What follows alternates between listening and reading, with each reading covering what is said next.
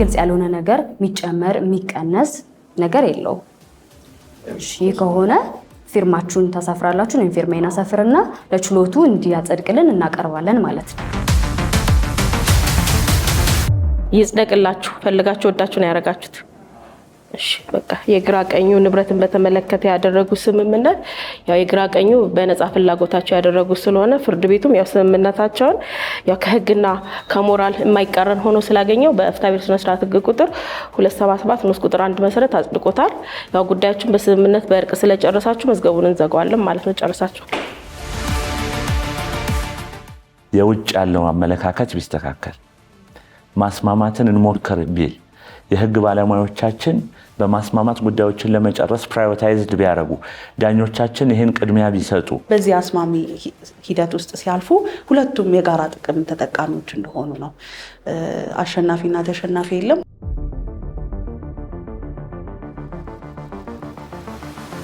ይሄ የሚያሳየን ባለጉዳዮቹ ለመስማማት ፍላጎት ኖራቸው ማልኖራቸው መልስ ከሰጡ በኋላ አስማሚ ጋር መቅረብ እንደሚጠበቅባቸው ነው።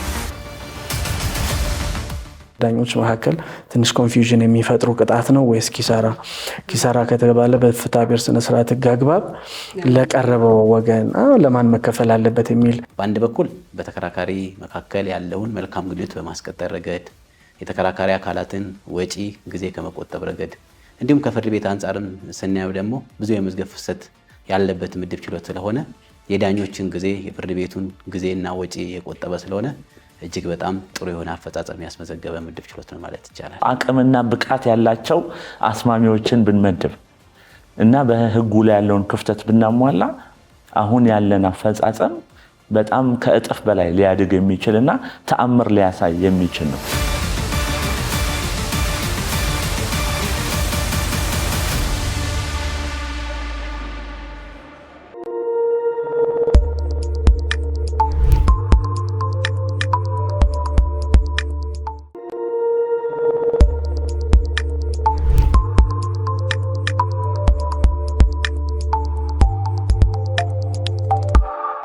ሰላም ጤና ይስጥልን። የተወደዳችሁ የፍትህ ለሀገሬ ፕሮግራም ተከታታዮች ፍትህ ለሀገሬ የተሰኘው ሳምንታዊ ፕሮግራማችን እንሆ ጀምሯል። አዘጋጅቼ የማቀርብላችሁ እኔ ሊያ ተረፈ ነኝ።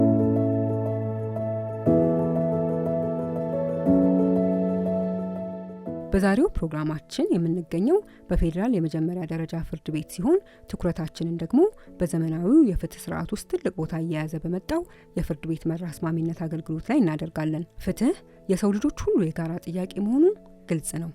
ወደ ፍርድ ቤት የሚመጡ ክርክሮች ሁሉ ግን በመሸናነፍና በቁርሾ መቋጫቸውን ያገኛሉ ማለት አይደለም። ከ2012 ዓመተ ምህረት ወዲህ በፌዴራል የመጀመሪያ ደረጃ ፍርድ ቤት አዲስ አሰራር ተጀምሯል። እሱም የፍርድ ቤት መር ማስማማት አገልግሎት ነው። ይህ አገልግሎት በህግ ድንጋጌዎች መካከል ሰብአዊነትን፣ በክርክር መካከል ደግሞ እርቅን የሰነቀ አዲስ አሰራር ነው።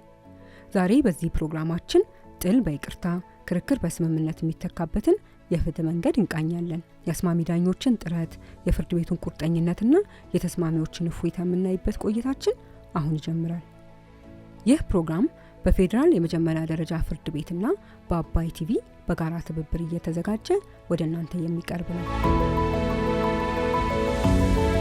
ዓላማችን ሙግትን በውይይት ቂምን በይቅርታ በመተካት ማህበረሰባችን ጊዜውንና ገንዘቡን ሳያባክን ፍትህ የሚያገኝበትን መንገድ ማሳየት ነው። በዛሬው ቆይታችን በፌዴራል የመጀመሪያ ደረጃ ፍርድ ቤት ለሚኩራ ምድብ ችሎት በመገኘት አስማሚዎች ስራቸውን እንዴት እንደሚያከናውኑ የምናስቃኛችሁ ይሆናል። ከፍርድ ቤቱ ፕሬዝዳንት ጋር ስለ ሪፎርሙ አስፈላጊነት ቆይታ አድርገናል። ከፍርድ ቤቱ የፍርድ ቤት መር አስማሚ ዳይሬክቶሬት ዳይሬክተር ጋርም እስካሁን ስለተሰሩ ስራዎችና ስለተገኙ ውጤቶች ተወያይተናል። በፌዴራል የመጀመሪያ ደረጃ ፍርድ ቤት ካሉ ምድብ ችሎቶች በአገልግሎቱ ውጤታማነት የሚጠቀሰውን የነፋስ ስልክ ላፍቶ ምድብ ችሎት ምርጥ ተሞክሮም ለማጋራት ከተጠሪ ዳኛው ጋር ቆይታ አድርገናል። ፕሮግራማችንን እንድትከታተሉ በአክብሮት ጋብዘናችኋል። መልካም ቆይታ።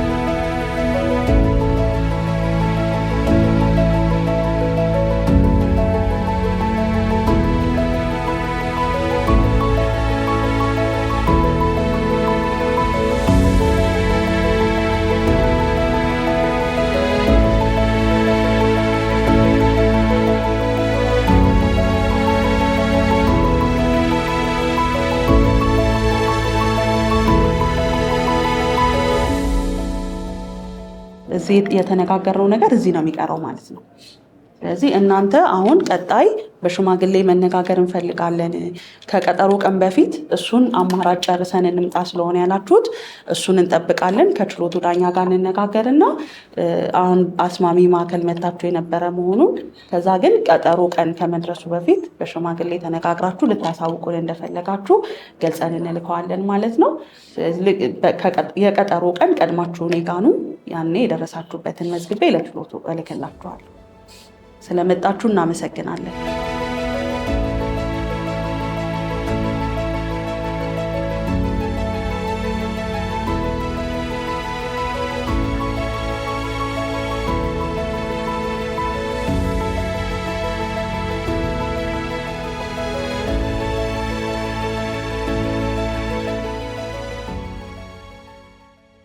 አመልካችም ተጠሪም ያነበብኩላችሁ የስምምነት ሰነድ ግልጽ ነው አይደለ?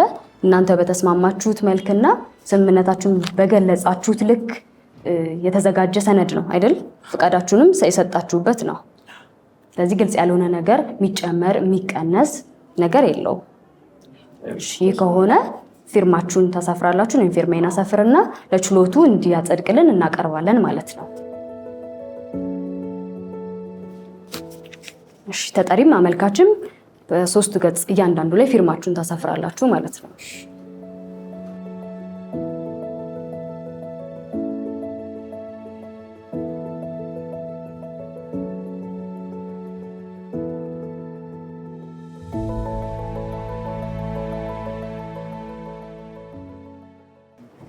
እሺ ቀርባችሁ ስለነበር ስለተስማማችሁ በጣም እናመሰግናለን። መልካም ጊዜ ነው። ሰላም ዋሉ። በችሎት ቀርባችሁ ስምምነታችሁን ይጸድቅ ይሆናል። ወደ ችሎቱ ትሄዳላችሁ ማለት ነው።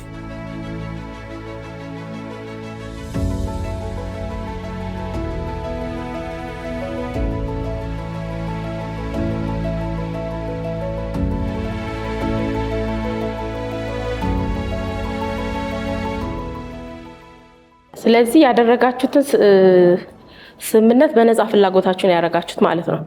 ይጽደቅላችሁ ፈልጋችሁ ወዳችሁ ነው ያደረጋችሁት።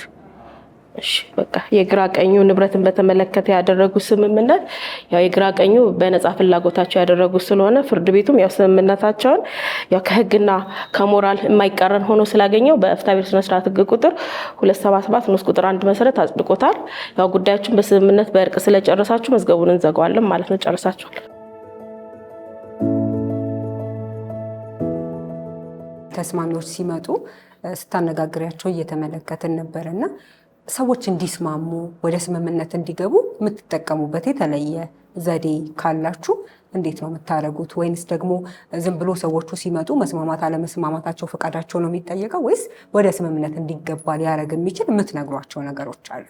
አንድ ባለጉዳይ ወይም ተከራካሪ ወገን ወደ አስማሚ ማዕከል የሚላከው ክርክር ከተጀመረ በኋላ ለክስ መስማት ወይም በተለምዶ ቃል ክርክር የሚባለው ቀጠሮ ከመደረጉ በፊት ነው ለአስማሚ ማዕከል የሚቀጠሩት እና ኦልሬዲ ተከራካሪዎቹ ክስና መልሱ እጃቸው ላይ አለ። ስለዚህ የሚያከራክራቸውን ነገር ያውቃሉ ማለት ነው አስማሚ ማዕከል ሲመጡ። ስለዚህ ዝም ብለን በደፈናው ትስማማላችሁ አትስማሙም ካልናቸው የሚሆነው መልስ አንስማማም ነው የሚሆነው። ስለዚህ እኛ ላይ ብዙ ጥረት መጣር ይኖርብናል ወደ መስማማት እንዲመጡ። የምንጠቀምባቸው የተለያዩ ዘዴዎች አሉ። አንደኛው ሰው መሰማት ይፈልጋል። እኔም እኩል መደመጥ አለብኝ ብሎ ስለሚያስብ ሁለቱም እኩል ተደማጭነት እንዳላቸው ሀሳባቸውን እንደፈለገ እንዲያንሸራሽሩ እድል እንሰጣቸዋለን። ነፃ የሆነ የመነጋገር እድል ይፈጥርላቸዋል ቦታውም እና እኩል ይናገራሉ። በዛ ውስጥ ሲናገሩ እኛ ችግሩን ለመለየት እድል ይሰጠናል። ችግሩን ከለየን ደግሞ ምንድነው ያጋጫቸው የሚለው ነገር ከታወቀ ያው በተለምዶ ራሱ 50% ግጭቱ ከታወቀ መፍትሄው ታውቋል የሚለውና መፍትሄ እንዴት ማፈላለግ እንደምንችል እናስተውላለን በዛ ማለት ነው። ስሜታቸውን ለማረጋጋት እንሞክራለን። አንዳንድ ባለጉዳዮች በጣም ስሜታዊ ሊሆኑ ይችላሉ። ያው ክርክር ላይ ያለ ሰው ከስሜት ነፃ ሊሆን አይችልም። ስለዚህ ስሜታቸውን እንዲገዙ እያደረግን እያረጋጋን ሀሳባቸውን እንዲገልጹ እናደርጋለን። በዛ ውስጥ የምናገኘውን ያጋጨባቸውን መሰረት ነገር ካገኘን ደግሞ እኛም የመፍትሄ ሀሳብ እናቀርባለን። ከነሱ ደግሞ ሞር አማራጭ የሚሏቸውን መፍትሄዎች እንዲያነሱ እናደርጋለን ማለት ነው። እና እንግዲህ አንድ ስፔሻሊ ከሳሽ የሆነ አካል ሲያቀርብ ዳኝነት ብሎ ዘርዝሮ ያመጣቸው ረጅም ነገሮች ሊኖሩ ይችላሉ። እዚህ በአስማሚ አካል የምናደርገው ማዕከል እነዛ የተዘረዘሯቸውን ዳኝነቶች በሙሉ ላያገኙ ይችላሉ። ስለዚህ መቀነስ፣ አንዳንዴ ደግሞ መተው የሚለውን መርህ በመከተል ይሄኛው ቢሆንላችሁስ፣ ይሄኛው ቢቀነስስ፣ ይሄ ቢሆንስ እያለን የማደራደር አይነት ስራ እንሰራለን ማለት ነው። ከዛ ዋናው ነገር እንዲያውቁልን የምንፈልገው እና የምናበረታታው በዚህ አስማሚ ሂደት ውስጥ ሲያልፉ ሁለቱም የጋራ ጥቅም ተጠቃሚዎች እንደሆኑ ነው። አሸናፊና ተሸናፊ የለም። ሁለቱም ዊን ሆነው የሚወጡበት ይሆናል ማለት ነው። በራሳቸው ፍቃድ የሚሆን ስለሆነ ሁለቱም የሚያስማማቸው መሀል ላይ የሚያገናኛቸው ነገር ላይ እናተኩራለን። መጨረሻ ላይ ይሄ ሁሉ ሂደት ሄደን አንዳንዴ ደግሞ ምን እናደርጋለን፣ አንዱን ባለጉዳይ ውጭ እናደርግና ሌላውን አናግረን ከዛ ለሌላኛው ደግሞ እድል ሰጥተን ለየብቻ ሲሆን አንድ ላይ መናገር የማይፈልጉትንም ነገር መናገር ስለሚችሉ እሱንም መንገድ ተጠቅመን ለማስማማት እንሞክራለን እና ስምምነት ላይ ከደረሱ ደግሞ ሁለቱም የፈቀዱትን በጠየቁት ዳኝነት መሰረት የሆነውን ውል አዘጋጅተን እናስማማቸዋለን ማለት ነው። እዚህ ሲመጡ እንግዲህ ሰዎች ተጋጅተው ነው የሚመጡት። የትኛውም ሰው ፍርድ ቤት ክስ ሲያቀርብ በቃ በፍርድ ቤት ነው ጉዳይን ሶልቭ ማድረግ የምችለው ወይም መፍትሄ ማግኘት የምችለው ብሎ ነው የሚያስበው። ስለዚህ ወደ ስምምነት ተካሰው የመጡ ሰዎችን ወደ ስምምነት ለመውሰድ አንደኛ ይሄ በፍርድ ቤቱ የተዋቀረ አንድ ማዕከል ስለሆነ አስማሚ ስለሆነ የሚመጡ ባለጉዳዮች ወይም ተስማሚዎች በዳኝነትና በአስማሚ መካከል ያለውን ልዩነት እንዲረዱት በምን አይነት መልኩ ነው የምትገልጹት? ምክንያቱም ፍርድ ቤት ብለው ስለሆነ የመጡት ከዛ ፍርድ ቤቱ ስለሆነ ደግሞ ወደ አስማሚ እንዲሄዱ ትዕዛዝ የሚሰጣቸው የሁለቱ ልዩነት እንዴት ያለ እንደሆነ ነው የምታስረዷቸው። ከዛ ደግሞ ቅድም እንደገለሽልኝ የረዳት ዳኞች ስለሆናችሁ እናንተ ሞር ህጉንም ክርክሩ ምን መሆን አለበት የሚለውንም ዋናውንም ጭብጥም ስለምታውቁት ልዩነቱን እንዴት ማስረዳት ትችላላችሁ? ሰዎች ፍሌክሰብል ሆነው ወይም ደግሞ ምንም ሳይጨናነቁ ያለውን ነገር ለእናንተ ለመግለጽ እንዲሞክሩ ወይም ከፍርድ ቤት ይለያል ይሄ ወይም ከዳኝነት ስራ ይለያል የሚለውን ለማስረዳት እንዴት ነው የምትገልጹላቸው? ቅድምም ትንሽ እንደነካካሁት መጀመሪያ ሲመጡ የምናደርገው የፍርድ ቤት መራ አስማሚ ማዕከል ሲመጡ ምን እንደሆነ ጠቀሜታው፣ አላማው ምን እንደሆነ ለማብራራት እንሞክራለን። ልዩነቶች በጣም አሉ። በመደበኛ የክርክር ሂደት ሲኬድ ያው ማስረጃንና ክርክራቸውን መሰረት አድርጎ ነው ውሳኔ ላይ የሚደረገው። የተከራካሪ ወገኖች ውይይት የለም፣ ለውይይት ቦታ አይሰጥም። ስነስርዓት ህጉን መሰረት አድርጎ ነው ክርክር ሂደቱ የሚቀጥለው። እዚህ ግን እናንተ በምታነሱት በውይይት በምታዳብሩት የመፍትሄ ሀሳብ ነው የሚለውን በደንብ ለማጉላት እንሞክራለን። ከዛ ባለፈ ደግሞ ይሄ የፍርድ ቤት መራ አስማሚ ሚስጥራዊነቱንም የጠበቀ ነው። እዚህ የሚነጋገሩት ነገር እነሱ ፈቃደኛ ሆነው ወደ ስምምነት እስካልመጡ ድረስ መዝገቡ ላይ አይመዘገብም። መቅረባቸው መስማማት አለመስማማታቸው ካልሆነ በስተቀር ፍሬ ነገር ያከራከራቸው ነገር በዚህ በአስማሚ ማዕከል የወጡ መረጃዎች የተማመኑባቸው ጉዳዮች እዚሁ ነው የሚቀሩት። ለክርክርም ወደ ችሎት አይቀርቡም። እነሱም እንዲያነሷቸው አናበረታታም እና ሚስጥራዊነቱን የጠበቀ ነው። ግልጽ ስላልሆነ ለብቻቸው ስለሆነ የሚነጋገሩት ይህንንም እናሳውቃቸዋለን። ከዚህ ባለፈ በክርክር ሂደቱም አልፎ ውሳኔ ላይ እንኳን ቢደርስ ዳኛው የቀረበውን ክርክር አይተው ከህጉና ከማስረጃው መዝነው ነው ውሳኔ የሚያሳርፉት እንጂ አማራጭ የመፍትሄ ሀሳቦችን ከባለ ጉዳዮች አይቀበሉም። የክርክር ማቆሚያ የሚያቀርቡበት ስነስርዓት አለ፣ አስተያየት የሚሰጡበት ስነስርዓት አለ፣ በስነስርዓቱ የተቀመጠ። ከዛ ውጭ ግን የጠየቁትን ዳኝነት በምን አይነት መንገድ እንደሚያገኙ አማራጮችን ከባለ ጉዳዮች ተጠይቆ ከተከራካሪ ወገኖች ሳይሆን በተቀመጠው ህግ እና ማስረጃውን መሰረት አድርጎ ነው ዳኛው የሚሰጠው እና ይሄ የተሻለ እንደሚያደርገው በደንብ ለማስረዳት እንሞክራለን። ከዚህ ባለፈ ጊዜና ገንዘባቸውን ይቆጥባል።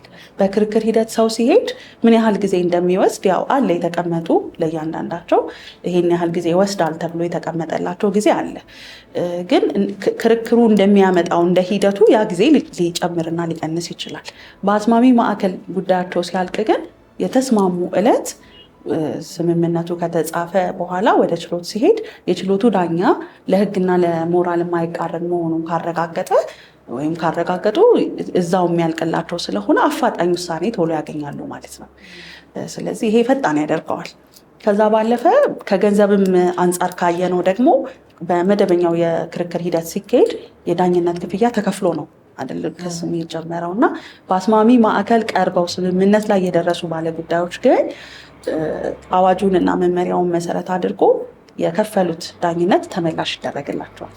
ስለዚህ እዚህ በመመላለስ የሚያወጡትን ጊዜና ገንዘባቸውን ይቆጥባል ማለት ነው።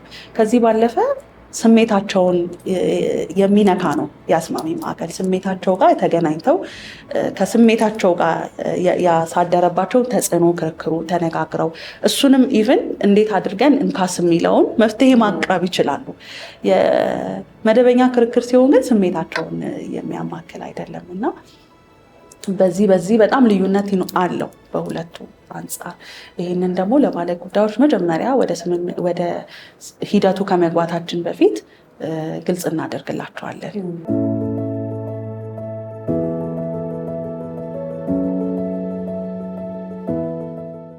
ፍርድ ቤት እንደሚታወቀው ተከራካሪ ወገኖች ተካሰው ሲመጡ አከራክሮ ውሳኔ የሚሰጥ አካል ስለሆነ ማስማማትና ፍርድ ቤትን ምን አገናኘው? የማስማማት አገልግሎት የሚለው ሐሳብ ራሱ ዓላማው ምንድን ነው? ፍርድ ቤት መር አስማሚነት አዲሱ የዓለማችን ሂደት ነው ወይም ዘ ኒው ትሬንድ ነው ብሎ መውሰድ ይቻላል። እንደምታውቂው በእኛ ሀገር ብቻም ሳይሆን በአጠቃላይ በፍትህ ስርዓት ውስጥ ከመደበኛው የክርክርና የሙግት ሂደት በተጨማሪ አማራጭ የሙግት መፍቻ ዘዴዎችን መጠቀም በአጠቃላይ በአሁኑ ጊዜ እንዳውም ተመራጭ የሆነ ከሙግትም ከክርክርም በተለየ አማራጭ የሙግት መፍቻ ዘዴዎችን በተለያዩ መንገድ መጠቀም ተመራጭ ሂደት እየሆነ መጥቷል። ለዚህ የሆነበት ዋነኛው ምክንያት በእኛ ሀገርም ብቻም ሳይሆን በዓለማችን የፍርድ ቤቶች ሂደቶች የራሳቸውን ጊዜ የሚወስዱ ናቸው። አንድ ጉዳይ ወደ ፍርድ ቤት መሄድ ከሆነ የፍርድ ቤት ስራዎች በስነ ስርዓት ሕግ የሚመሩ ከመሆኑ አንጻር ክስ፣ መስ፣ ክርክር፣ ምስክር መስማት፣ ማስረጃ መስማት ወዘተ የሚባሉትን ሂደቶች ማድረግ በራሱ የሚወስደው ጊዜ አለ። ይሄ በእኛም በሌሎችም ሀገሮች ማለት ነው። ሁለተኛ ሙግት በባህሪው ተከራካሪ ወገኖች ቀጣይ ያላቸውን ግንኙነት ጥሩ እንዳይሆን ከሚያደርጉ ነገሮች አንዱ ነው። ለክርክር ሰው ሲመጣ፣ ለሙግት ሲመጣ እነዚህ ችግሮችን ሰው እያየ ሁለት ሶስተኛ ደግሞ ወጪዎች በዚህ ሂደት ውስጥ ጉዳዩ በተጓተተ ቁጥርና ጉዳዩ ረዘም ያለ ጊዜ በወሰደ ቁጥር ለፍርድ ቤት ለዳኝነት የሚከፈለውን ጨምሮ ለጥብቅና የሚከፈለውን ጨምሮ በሂደት ያሉ ወጪዎችን ጨምሮ ተገልጋዮችም ፍርድ ቤቱም በአጠቃላይ ለጊዜና ወጪ አንጻር የፍርድ ቤት ሂደቶች ጊዜ ወሳጅና ወጪ ያላቸው ናቸው። ከዚህ በመነሳት በዓለማችን አንዱ እንደ አማራጭ እየተወሰደ ያለው የአማራጭ ሙግት መፍቻ ይሄ ኦልተርናቲቭ ዲስፒዩት ሪዞሉሽን ሜካኒዝሞችን መጠቀም ነው። ከነሱ ውስጥ አንዱ ማስማማት ነው። ወደኛ ሁኔታ ስፔሲፊክ ስንመጣ በተለይ እንደኛ ሀገር የመዝገብ ክምችት ያለባቸው የዘገዩ መዝገብ ያለባቸው ክርክሮች ረዘም ያለ ጊዜ የሚወስዱባቸው አይነት ሀገሮችና እኛ አሁን ያለንበት ችግር ውስጥ ያለፉ ሌሎች ሀገሮች አንዱ ችግራቸውን የቀረፉበት አማራጭ የአማራጭ ሙግት መፍቻ ዘዴዎችን ወይም ማስማማትን በመጠቀም ነው። ስለሆነም ማስማማት ሚዲዬሽን የምንለው እንደ አንድ አዲስ ሂደት ኒው ትሬንድ ከክርክር ሂደት የተሻለ በጣም በርካታ ጠቀሜታዎችም ያሉት ሆኖ በዓለማችን በንግድ ክርክር፣ በኢንቨስትመንት ክርክሮች እየተመረጠ የመጣ ሂደት ነው። የማስማማት ጥቅሞች ያው በጣም ብዙም ስለሚታወቁ እነሱ ላይ ጊዜ መውሰድ አልፈልግም። ግን ቅድም እንዳልኩት ከጊዜ ከወጪ ከተከራካሪዎች ቀጣይ ግንኙነት ከፍርድ ቤቱ ከመዝገብ ክምችት አንጻር ቢታይ በጣም ብዙ ጠቀሜታ ያለው ነው። ወደ ፍርድ ቤት መር አስማሚነት ስንመጣ ለየት ለማድረግ የተሞከረው ከፍርድ ቤት ውጭ ይደረግ የነበረን የማስማማት ሂደት ፍርድ ቤቱ እየተከታተለውና ቃሉ እንደሚያሳየው ፍርድ ቤቱ እየመራው በፍርድ ቤት መር ማስማማት ሂደት እንዲመራ ለማድረግ መሞከሩ ነው። ይህ ሙከራ ከ2012 አካባቢ ጊዜ ጀምሮ በኢትዮጵያ ማለት ነው በፍርድ ቤቶች ይሞከር ነበር። ልዩነቱ ምንድነው? አሁን ያለው እና በወቅቱ የነበረው አሁን ያለው በሕግ የተደገፈ በአዋጅ ሪኮግኒሽን ያገኘ ይህን ለማስፈጸም ዝርዝር መመሪያ የወጣለት እና እንደ ፍርድ ቤቶች የሪፎርም አንድ አካል የለውጥ ሂደት ታይቶ እየተሰራ መሆኑ ነው። ለዚህም የአዋጅ ቁጥር 1233 እና 1234 ሲወጡ አንዱ የፍርድ ቤቶች ለውጥ ተብሎ በአዋጁ ላይም የተደነገገው። እንዲሁም አጠቃላይ 2010 ከመጣው ሀገራዊ ለውጥ ጋር ተያይዞ ፍርድ ቤቶች ይለወጣሉ ብለን እንደ አንድ እቅድ ከያዝነው አንዱ የፍርድ ቤት መር አስማማት ነው። ሁሉም ነገር በሙግት፣ ሁሉም ነገር በክርክር፣ ሁሉም ነገር ከፍርድ ቤት ክርክር ከመጀመሪያ ፍርድ ቤት ጀምሮ እስከ ሰበር እየተከራከሩ ሳይሆን ሰዎች ፍርድ ቤቱ በሚመራው፣ ፍርድ ቤቱ በሚከታተለው፣ በኋላ ላይም ፍርድ ቤቱ በሚያጸድቀው ስምምነት እየተመራ ጉዳዮች በስምምነት እንዲያልቁ ለማስቻል የሚደረግ ጥረት ነው። ስለዚህ በአጠቃላይ ሰመራይት ለማድረግ አስፈላጊነቱ ብዬ የምወስደው በአንድ በኩል ለተከራካሪ ወገኖች በራሳቸው ውሳኔውን ለሌላ ሶስተኛ ወገን ከሚተው ይልቅ ህጋዊና ሞራላዊ ውሳኔ እስከሆነ ድረስ ራሳቸው ዳኛ የሚወስነውን ውሳኔ ላይ እንዲደርሱ እድል ይሰጣቸዋል። አንተ ይሄን አርግ ይሄን ላርግ ብለው ተነጋግረው ውሳኔ ሐሳብ ይዘው ነው ለዳኛው የሚመጡት። በዚህ መንገድ ይወሰንልን ብለው ነው የሚመጡት። ስለዚህ ተከራካሪዎች ኦልሞስት ውሳኔያቸውን ራሳቸው ነው የሚጽፉት ማለት ነው በማስማማት ሂደት። ሁለተኛው ጊዜያቸውን፣ ወጫቸውን ይቆጥባሉ በዚህ ሂደት። ሶስተኛው ለመፈጸምም ለማስፈጸምም ሌላ ችግር አይፈጥርም። እንደምታውቁ በክርክር ሂደት የሄደ ጉዳይ ቶሎ በፍጥነት ቢወሰን እንኳን አፈጻጸም ላይ ሲደርስ ውሳኔውን ለማስፈጸም ደግሞ ሌላ ጊዜ የሚፈጅና ሌላ አፈጻጸም መዝገብ የሚከፍትበት ነው። ማስማማት ላይ ግን ተስማምተው የወሰኑት ውሳኔ ስለሆነ አሁን ላይ ብታይ ተስማምተው የወሰኑት ውሳኔ ለመፈጸም ብዙ ችግርና ጭቅጭቅ አይመጣባቸውም። ይሄ ለተከራካሪ ወገኖች ነው። ለኛ ደግሞ እንደ ፍርድ ቤት አንደኛ ፍርድ ቤቶች ይህን የማስማማት ሂደት በመጀመራችን በርካታ ጉዳዮች በዚህ ሂደት እንዲያልቁ ማስቻሉ ዳኞቻችን ላይ ያለ ጫና ይቀንሳል። ዳኞች በተወሰኑ መዝገቦች ላይ ስምምነት ባልተደረሰባቸው መዝገቦች ላይ ጊዜያቸውን እንዲፈጁ ያደርጋል። ፍርድ ቤት የመዝገብ ዕድሜ የመርዘሙን ይቀንስለታል። የዘገዩ መዝገቦች ባክሎግ የሚባሉ መዝገቦችን ያጠፋለታል። በቀጣይ ደግሞ እንደ ማህበረሰብ እንደ ሶሻል ሪስፖንሲቢሊቲ ስታይ ደግሞ ፍርድ ቤት ላይ አሸነፍኩት፣ ተሸነፈ፣ ተከራከረ፣ ይግባኝ አልኩ፣ የፍርድ ባለዕዳ፣ የፍርድ ባለመብት እንዲህ ብለው የሚባሉ ቀጣይ ሂደቶችን በጣም ዘመናዊ በሆነ መንገድ ፕላስ ቀጣይነት የተከራካሪ ወገኖች ግንኙነት ቀጣይነት ባለው መንገድ የሚያስቀጥል መንገድ ስለሆነ እንደ አንድ የለውጥ የሪፎርም አጀንዳ ይዘን እየተከታተልነው እንገኛለን። የፍርድ ቤት መር አስማሚነት አገልግሎትን ወይም ደግሞ ትግበራን መተግበርና ማስጀመር ያስፈልገባቸው የተለያዩ ዓላማዎች አሉ። ከነኛ መካከል አንደኛው የፍትህ ተደራሽነትን ለማረጋገጥ ነው። የፍትህ ተደራሽነትን ማረጋገጥ ስንል አሁን በሞደርን ጀስቲስ ሲስተም ላይ የፍርድ ቤት ክርክር ብቻ በማድረግ እና በፍርድ ቤቶች ብቻ በዳኞች ብቻ ውሳኔ በመስጠት ፍትህን ማግኘት እንደማይቻልና አማራጮች እንደሚያስፈልጉ ተጨማሪ አጋዥ ስራዎች እንደሚያስፈልጉ የታመነበት ስለሆነ በእኛም በፌዴራል ፍርድ ቤቶች ደረጃ ደግሞ የፍርድ ቤት መር አስማሚነት እንደ አንድ የፍትህ አምድ ተቆጥሮ አጋዥ ፍርድ ቤቱን የሚያግዝ ከፍርድ ቤቱ ጋር አብሮ የሚሰራ የአንድ ፍትህ ማግኛና ፍትህ መስጫ አንድ ትግበራ ሆኖ ወይም ደግሞ ስራ ሆኖ እንዲተገበር አስፈልጓል። ሁለተኛው ደግሞ የማህበረሰቡን ያው ፍርድ ቤት የማህበረሰብ አካል ማህበረሰብንም የሚያገለግል ከማህበረሰብ የወጣ እንደመሆኑ መጠን ፍርድ ቤት የህብረተሰብን ወይም ደግሞ የማህበረሰብን ተሳትፎ በማሳደግ በፍርድ ቤት መር አስማሚነት በጉዳዩ ላይ እንዲሳተፉ በማድረግ በራሳቸው ጉዳይ ላይ የራሳቸው ውሳኔ ሰጪ እንዲሆኑ በማድረግ ፍርድ ቤቱ ማትረፍ ማግኘት ገንዘቡ ማድረግ የሚፈልገውን ይህንን የህዝብ አመኔታን ያተረፈ ተቋም የመሆን ዓላማውን አንድ የሚያሳካበት ወይም ግቡን የሚመታበት አንደኛው የፍርድ ቤት መር አስማሚነት ነው ማለት ነው። ሌላኛው ደግሞ በፍርድ ቤት መር አስማሚነት ጉዳይ ላይ ባለጉዳዮች በራሳቸው በውሳኔም ላይ እንዲሁም ደግሞ ውሳኔው እስኪገኝ ድረስ ባለው ሂደት ላይ ጉዳዩን የመቆጣጠርና በሂደቱም ላይ ተሰሚነት ፓርት አውቶኖሚ ስላላቸው እንዲሁም ደግሞ በዚሁ መርህ ቀጥሎ ውሳኔ መጨረሻ ላይ በራሳቸው ፍቃድ ስምምነት የሚፈልጉት ግራ ቀኙ እኩል ወደሚፈልጉበት ውሳኔ የሚደርሱና ፍርድ ቤት የሚያጸድቅላቸው በመሆኑ በመሀል ብዙ ጊዜ ሲነሱ የምንሰማቸውን የአሰራር ብልሹነት እንዲሁም ደግሞ አንዳንድ የሙስና ተግባራትን ባለጉዳዮቹ በራሳቸው ከመጀመሪያም እስከ መጨረሻ የሚሳተፉበትና በራሳቸው እውቅና እንዲሁም ደግሞ ውሳኔ የሚያልቅበት አግባብ ስለሆነ ብልሹ አሰራርና ሙስናን ይቀንሳል ብዬ አስባለሁ። ከዚህም ከፍ ስንል ያው ፍርድ ቤቶች ላይ ያለውን የመዝገብ መደራረብ ጫና መፍጠር ተቀናሽ ለማድረግ ታሳቢ ያደረገ ነው። ከዚህም ሰፋ አድርገን ስናየው ከህግ ፍልስፍና አንጻር ይሄ ፍርድ ቤት መር አስማሚነት አንዱ የሞደርን ጁሪስፕሩደንስ ሳይንስ ነው።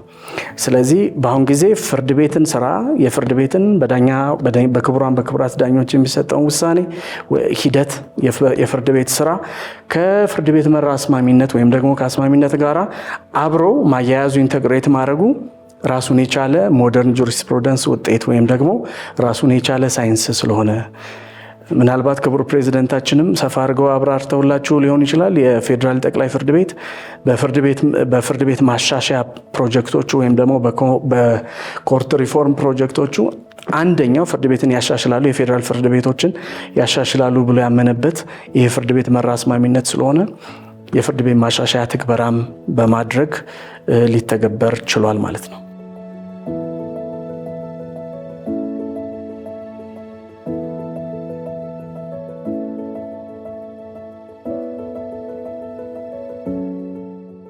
ብዙ ጊዜ የፍርድ ቤት የሚደረጉ ክርክሮችን ስንመለከት እኔም በማውቀው ሰዎች ለምሳሌ ክርክራቸው መጀመሪያ ደረጃ ቢጀምር መጀመሪያ ደረጃ ወስኖ አያልቅም።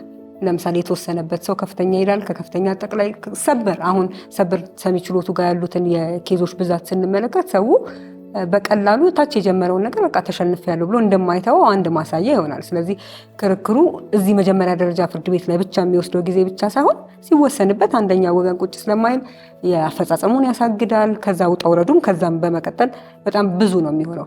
ግን በተጨባጭ የፌዴራል የመጀመሪያ ደረጃ ፍርድ ቤት ይህንን የፍርድ ቤት መር ማስማማት አገልግሎትን ከጀመረ በኋላ የመዝገብ ክምችትን በመቀነስ ረገድ ምን ተጨባጭ የሆነ ለውጥ አግኝተናል ትላላችሁ?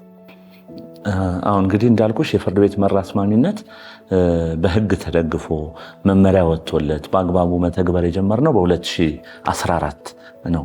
ይህን የፌዴራል ጠቅላይ ፍርድ ቤት ይህ መመሪያ ቁጥር 12 2014ን አውጥቶ አዋጁን ተከትሎ ማለት ነው ለመጀመሪያ ጊዜ ህግ ወጥቶለት ማነው አስማሚ፣ ማነው ተስማሚ፣ ምን አይነት ጉዳዮች ነው የሚስማሙት፣ ካልተስማሙ እንዴት ይሆናሉ ወዘተ የሚለው ህግ ወጥቶለት መስራት የጀመርነው ከ2014 ጊዜ ጀምሮ ነው። ከ2014 ጀምሮ ያለውን ትሬንድ ስናየው እውነት ለመናገር እንደ ጀማሪ አዲስ ህግ ወጥቶለት አዲስ መመሪያ ወጥቶለት የማስማማት ስራ እየተሰራ እንዳለ ፍርድ ቤት ሳየው በጣም ተስፋ ሰጪ ጅማሩ ያለው ሂደት ነው ብዬ አስባለሁ። በመዝገብ ቁጥር ማቅረብ ይቻላል። ለምሳሌ ለአብነት የዚህ ዓመት የ2018 የ9 ወር የስራ አፈጻጸም እያየን ነበርና በዚህ 9 ወር ውስጥ ብቻ 1122 የሚሆኑ መዛግብት በስምምነት ተቋጭተዋል። ፍርድ ቤቱ ባለው 13 ምድብ ችሎት ማለት ነው። እንደየምድቡ ይለያያል። ለምሳሌ በዚህ ዓመት በ9 ወር ውስጥ አንድ ምድብ ችሎት ብቻ ንፋስ ስልክ ላፍቶ ምድብ ችሎት የሚባል 200 መዝገቦች ከቀረቡለት መዝገቦች ውስጥ 200 የሚሆኑ መዝገቦችን በስምምነት ቋጭቷል። አሁን የቁጥሩ ማነስ ማብዛት በኋላ የምናየው ሆኖ ለምሳሌ 9 ወሯን ብቻ ብናይ እነዚህ 1122 መዝገቦች በመስማማት ሂደት ባይቋጩና በኖርማል በመደበኛው የክርክር ሂደት ቢያልቁ ምን አይነት ጫና ዳኞቻችን ላይ ያመጡ ነበረ፣ ምን ያህል ጊዜ ይፈጁ ነበር፣ ምን ያህል ወጪ ያወጡ ነበር ብለን ብናይ ማስማማት የሰጠን ጥቅም የፍርድ ቤት መስመር ማስማማት የሰጠን ጥቅምን እጅግ በጣም ከፍ ያደርገዋል። ይህም ብቻ አይደለም። በኋላ እንደምናየው በእያንዳንዱ መዝገብ ላይ ያለው የብር መጠን ራሱ ታይቶ እነዚህ መዝገቦች ወደ ገንዘብ ቢቀየሩ ስምምነት የተደረገባቸው መዝገቦች ወደ ገንዘብ ቢቀየሩ በማስማማት ሂደት ወደ ኢኮኖሚው እንዲገባ ያደረግነው የገንዘብ መጠን ቀላል የሚባል አይደለም። በቀላል ምሳሌ ሰዎች በውርስ ተከራክረው በፍርድ ቤት ክርክር በሚሄድበት ጊዜ በፍርድ ቤት አንዱ የሌላኛውን እግድ በማሰጣት ንብረቶች፣ ሱቆች፣ ፋብሪካዎች፣ የባንክ ሂሳቦች ይታገዳሉ፣ ይቆያሉ። በንግድና ኢንቨስትመንት ክርክር ከሄድን ፒኤልሲዎች አንዱ ያንዱን ያገዳል። በፍትሐ ብሔር ክርክር ከሄድን አንዱ ያንዱ ይታገድና ብዙ ወደ ኢኮኖሚው ሊገቡ የሚገቡ የገንዘብ መጠኖች ክርክሩ እስኪያልቅ ድረስ አንቺን በትክክል እንዳነሳሹ ከፌዴራል መጀመሪያ ፍርድ ቤት ጀምሮ እስከ ጠቅላይ ሰበር ሲደርስ አንዳንዴም እስከ ፌዴሬሽን ምክር ቤት እስከሄድ ባለው ሂደት ውስጥ ጉዳዩ እግድ ኖሮበት እነዚህ ገንዘቦች፣ እነዚህ ፋብሪካዎች፣ እነዚህ ሱቆች ታግደው ክርክር ይካሄዳል። ስለዚህ በማስማማት የሚቋጩ መዝገቦች የመዝገብ ብዛታቸውን ብቻ ሳይሆን እኛ የምናየው በመዝገብ ውስጥ ያለው የገንዘብ መጠን፣ በመዝገብ ውስጥ ያለው የኢኮኖሚ እንቅስቃሴ መጠንም ቶሎ በስምምነት የተቋጩ መዝገቦች ኢሚዲየትሊ ወደ ኢኮኖሚው እንዲገቡ የሚያስችሉ ናቸው ማለት ነው። ስለዚህ የማስማማት ሂደት በጣም ጠቀሜታ አለን። ዳታውን በትክክል ሼር የማረግሽ ሆኖ ለምሳሌ ከ2014 15 16 17 18 በእነዚህ 4 ዓመታት ውስጥ ከ5000 በላይ መዛግብት ወደ 6000 ወይም ከዛም ያልፉ መዛግብት በስምምነት እንዲቋጩ አድርገናል። 1122 መዛግብት ያልኩሽ የ2018 የ9 ወሩ ብቻ ነው። ስለዚህ እነዚህ መዛግብት ምን ያህል ባለ ጉዳይ ያላቸው፣ ምን ያህል ተከራካሪ ያላቸው፣ በግራና በቀኝ በኩል ምን ያህል ሰው አለ፣ ምን ያህል ምስክር አለ፣ ምን ያህል የገንዘብ መጠን ይዟል የሚለውን ስታይ የፍርድ ቤት መር አስማሚነት ለፍርድ ቤቱ ትልቅ ጠቀሜታ እየሰጠ ነው ብሎ መውሰድ ይቻላል። እዚህ ላይ የሚነሳው ኢሹ በኋላም ከአንቺ ጋር የምናወራበት ትልቁ ጉዳይ እንደ ጅማሮ ነው። ከዚህ በላይ ሊሄድ የሚገባ በኋላ ቻሌንጆቻችንን ስናወራ እናወራበታለን። ግን ይሄ ፍርድ ቤት መር አስማሚነት በጣም ጥሩ ጅማሮ ብሎ መውሰድ ይቻላል። ለምሳሌ የ9 ወሩ 30% ነው አፈጻጸማችን። 30% እንዴት ነው ካልኩሌት የምናደርገው? ለመስማማት ግራ ቀኙ ከቀረቡልን ሰዎች ውስጥ 30%ዎቹን ማስማማት ይችላል። ግራና ቀኙ ለመስማማት ቀርበው 30% ማስማማት መቻል ማለት ቀላል አይደለም። የፍርድ ቤት መር አስማሚነት ግን ከውጭ ከሚደረጉ አስማሚነት የሚለይበትን ነገር እዚህ ጋር ማንሳት የግድ ይለኛል። ሰዎች ብዙ ጊዜ ፍርድ ቤት መር አስማሚነት አይ ቤተሰብ ሞክረናል፣ ሽምግልና እኮ ሞክረናል የሚሉት ጉዳዮች ይነሳሉ። የፍርድ ቤት መር አስማሚነት ከሳሽ ክሱን ካቀረበ በኋላ ተከሳሽም መልሱን ከሰጠ በኋላ ወደ ዳኛው ጋር ቀርበው የቃል ክርክር ከማድረጋቸው በፊት የፍርድ ቤቱ ራሱ የሚሞክረው ግራ ቀኙን የሚሞክረው ለማስማማት የሚሞክርበት አንዱ ሂደት ነው። ለማስማማት የሚሞክረው አንደኛ የማስማማት ስልጠና በወሰዱ የማስማማት ክህሎት ባላቸው ባለሙያዎች ለማድረግ እንሞክራለን። እንዲያውም በመደብ አስማሚ የሚባል ቅጥር ሁሉ በፍርድ ቤቶች ተጀምሯል። የአስማሚነት ትምህርት የወሰዱ የአስማሚነት ክህሎት የወሰዱ ሰዎች። ስለዚህ አንድ እሱ ነው፣ በክህሎት ባላቸው ሰዎች ለማስማማት መሞከሩ ነው።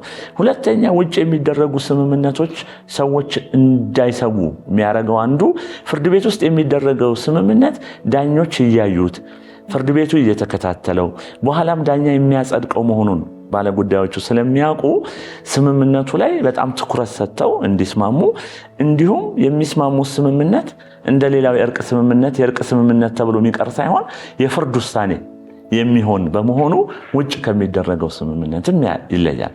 ሶስተኛው በዳኛ የሚጸድቅ ስምምነት በመሆኑ ይህ ስምምነት በኋላ ላይ ለመፈጸምም በቀጣይም ለማየት ጉዳዮችን ስሙዝ ያደርገዋል። አንደኛው ሌላኛውን እንዳይበድል፣ ሌላኛው አንደኛውን እንዳይበድልም እንዳልኩት በዳኛ የሚታይ ስለሆነ ጠቀሜታ ይኖራል። በአጠቃላይ ግን ከ2014 እንደው መመሪያው ከወጣበት ጊዜ ጀምሮ እንኳን ያለውን ብናይ የፍርድ ቤት መር አስማሚነት በርካታ መዛግብትን በቁጥር ቅድም እንዳልኩት ከ5000 በላይ መዛግብትን አስማምተን መጨረሳችን ትልቅ ስኬት ነው።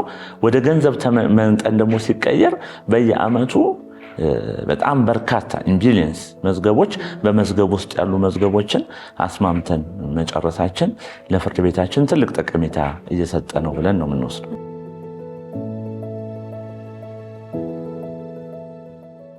ምንም ጥያቄ የለውም። ማስማማት ወይም ደግሞ ሰዎች ክርክር ውስጥ ከሚገቡ ይልቅ መስማማታቸው በጣም ጠቃሚ ነው የሚሆነው፣ ቅድም በገለጹት ምክንያት ማለት ነው። ነገር ግን መስማማት ደግሞ ፍላጎትን ይጠይቃል አይደለ? ስለዚህ ሁለት ሰዎች ሊስማሙ የሚፈልጉ ከሆነ መጀመሪያ ራሱ ለምን ፍርድ ቤት ይመጣሉ ብለው ሰዎች ሊጠይቁ ይችላሉ። አንደኛ። ሁለተኛ ፍርድ ቤት ከመጡ በኋላ ደግሞ አሁን በመመሪያው ላይ በግልጽ እንደተቀመጠው መስማማትን አስገዳጅ በሚያስመስል ሁኔታ ቅጣትም አስማሚ ጋር ለመቅረብ ቅጣት ያለው ስለመሆኑም የተገለጸበት አለና የማስማማት ነፃ ፍላጎት ወይም ደግሞ የአንድን ሰው ፍላጎት ወይም የራሱን ተነሳሽነት የሚጠይቅ ከመሆኑ አንጻር ፍርድ ቤቱ በራሱ ተነሳሽነት መጀመሪያ መጥሪያውን ሲልክ መልስ እንዲያቀርብ ከዛ አስማሚ ጋር እንዲቀርብ ከዛ ለቃል ክርክር የሚል ቀጠሮ ይሰጣል። ስለዚህ የመጀመሪያው ነገር ይሄ የሚያሳየን ባለጉዳዮቹ ለመስማማት ፍላጎት ኖራቸውም አልኖራቸው መልስ ከሰጡ በኋላ አስማሚ ጋር መቅረብ እንደሚጠበቅባቸው ነው። ከዛ አንዳንድ ጉዳዮች ላይ ደግሞ አስማሚ ጋር ካልቀረቡ ቅጣትም እንዳለው ያስቀምጣልና የማስማማት ጽንሰ ሀሳብን ከምንፈልገው ውጤት ጋር አንድ ላይ፣ ሁለተኛ ደግሞ ፍርድ ቤት የሚመጣ ሰው ዞሮ ዞሮ ሳይስማማ ስለሆነ ችሎት ከቀረቡ በኋላ መጠየቁ አይሻልም ወይ? ሊስማሙ እንደሚችሉ እንደማይችሉ አገልግሎቱ መሰጠቱ ጥሩ ሆኖ ግን ገና ከጅምሩ ጊዜያቸውን የሚወስድ ስለሚመስለኝ ማለት ነው። አሁን ጥሩ ሀሳብ ነው። በመርህ ደረጃ ማስማማት በፈቃደኝነት የሚከናወን ነው። እሱ ላይ ምንም ዳውት የለንም። ይሄ መመሪያው የአስማሚነት መርሆች ብሎ ያስቀመጠው አለና የመጀመሪያው መርህ አንቀጽ 4 ንዑስ አንቀጽ 1 ላይ የተቀመጠው ማንኛውም የማስማማት ስራ የሚከናወነው ባለጉዳዮች ለመስማማት ነፃ ፈቃዳቸውን ሲሰጡ ብቻ ነው ይላል። ስለዚህ ምንም ኮንፊውዝድ መሆን የሌለብን የማስማማት ስራ የምንሰራው ባለጉዳዮች ለመስማማት ፈቃደኛ ሲሆኑ ብቻ ነው። ይሄ እንደ መርህ መወሰድ አለበት። የፍርድ ቤቱ መጥሪያና አሁን ግዴታ ያስመሰለው ጉዳይ ምንድነው? ፍርድ ቤቱ ለማስማማት በቀጠረው ቀን ግን ባለጉዳዮች የመቅረብ ግዴታ አለባቸው። ከቀረቡ በኋላ የመስማማት ፍላጎት የለኝም ማለት ይችላሉ። ፍቃዳቸውን ስለሚጠይቅ ለመስማማት ፍቃደኛ ካልሆኑ ቀርበው ፍቃደኛ አይደለሁም ይላሉ። ፕሮሰሱም አይቀጥልም። ነገር ግን ፍርድ ቤቱ የከለከለው ምንድነው? በተሰጠው ቀጠሮ ቀን ለማስማማት በተሰጠው ቀጠሮ ቀን አለመቅረብ ግን እንደተባለው የገንዘብ ቅጣት ያመጣል።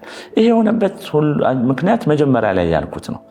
አሁን እየሄድን ያለነው አዲስ ትሬንድ ነው። ፍርድ ቤቶችም ቢሆኑ ክርክሮች በሙግት ብቻ እንፈታለን፣ ክርክሮችን በግራ ቀኙን በችሎት አደባባይ በማጋተት በለሃ በማስባል እንፈታለን የሚለው አስተሳሰብ ኦልድ ፋሽን እየሆነ እያለፈበት የመጣ አስተሳሰብ ነው። አሁን ያለው አዲሱ አስተሳሰብ አማራጭ የሙግት መፍቻ ዘዴዎችን መጠቀም ነው። እነዚህ አማራጭ የሙግት መፍቻ ዘዴዎች ደግሞ ድሮ ከፍርድ ቤት ውጭ የነበሩ ናቸው። ፍርድ ቤት ለብቻው ያከራክራል። አማራጭ የሙግት መፍቻ የሚባሉት ደግሞ ለብቻቸው የነበሩ ናቸው። አሁን አዲሱ ትሬንድ እነዚህ አማራጭ የሙግት መፍቻ የሚባሉትን ወደ ፍርድ ቤቱ ጨምረን ሰዎች ከተስማሙ እድል ሰተናቸው እንዲሞክሩ ማድረግ፣ ካልተስማሙ ደግሞ ክርክራቸውን እንዲቀጥሉ ማድረግ የሚለው አዲሱ ትሬንድ ነው። ከአንቺ ሀሳብ ጋር መስማማው የማስማማት ሙከራው ዳኛ ጋር ከቀረቡ በኋላ ይሻላል ወይስ መጀመሪያ ዳኛ ጋር ሳይቀርቡ የሚለው ሊያወያየን ይችላል። አሁን ያለውን ትሬንድም ታይቶ መመሪያውንም ሊያሻሽል ይችላል። ነገር ግን መጀመሪያ የሆነበት ምክንያት ምንድነው? በተቃራኒው ደግሞ ማለት ስማማው ሰዎች ፍርድ ቤት የሚመጡት ሳይስማሙ ቀርተው ነው የሚለው አንደኛ አሁን ያልኩሽ ከ5000 በላይ መዛግብት ፕሩፍ ናቸው። እነዚህ ፍርድ ቤት ሰዎች መጥተው ሊስማሙ እንደሚችሉ ማሳያ ናቸው።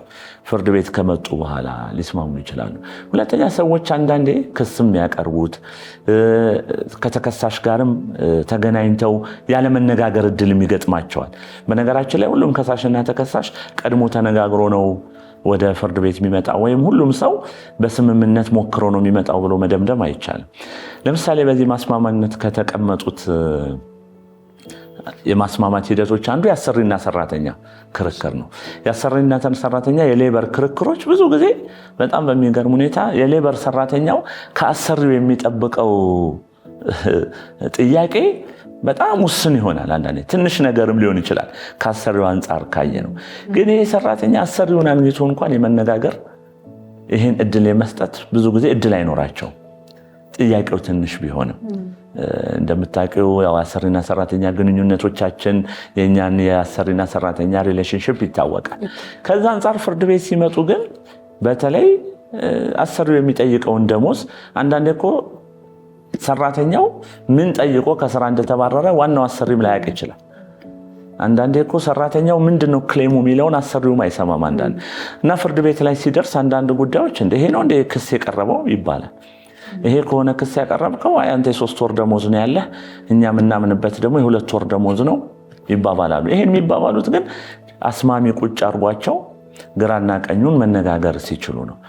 በብዙ ጉዳዮች ላይ ይገጥመናል። በቤተሰብ ጉዳዮች ላይ የባልና ሚስት ጉዳዮች ሌላው በጣም በርካታ የስምምነት ጉዳይ የሚደረግበት የባልና ሚስት ወይም ደግሞ የቤተሰብ ጉዳዮች ነው።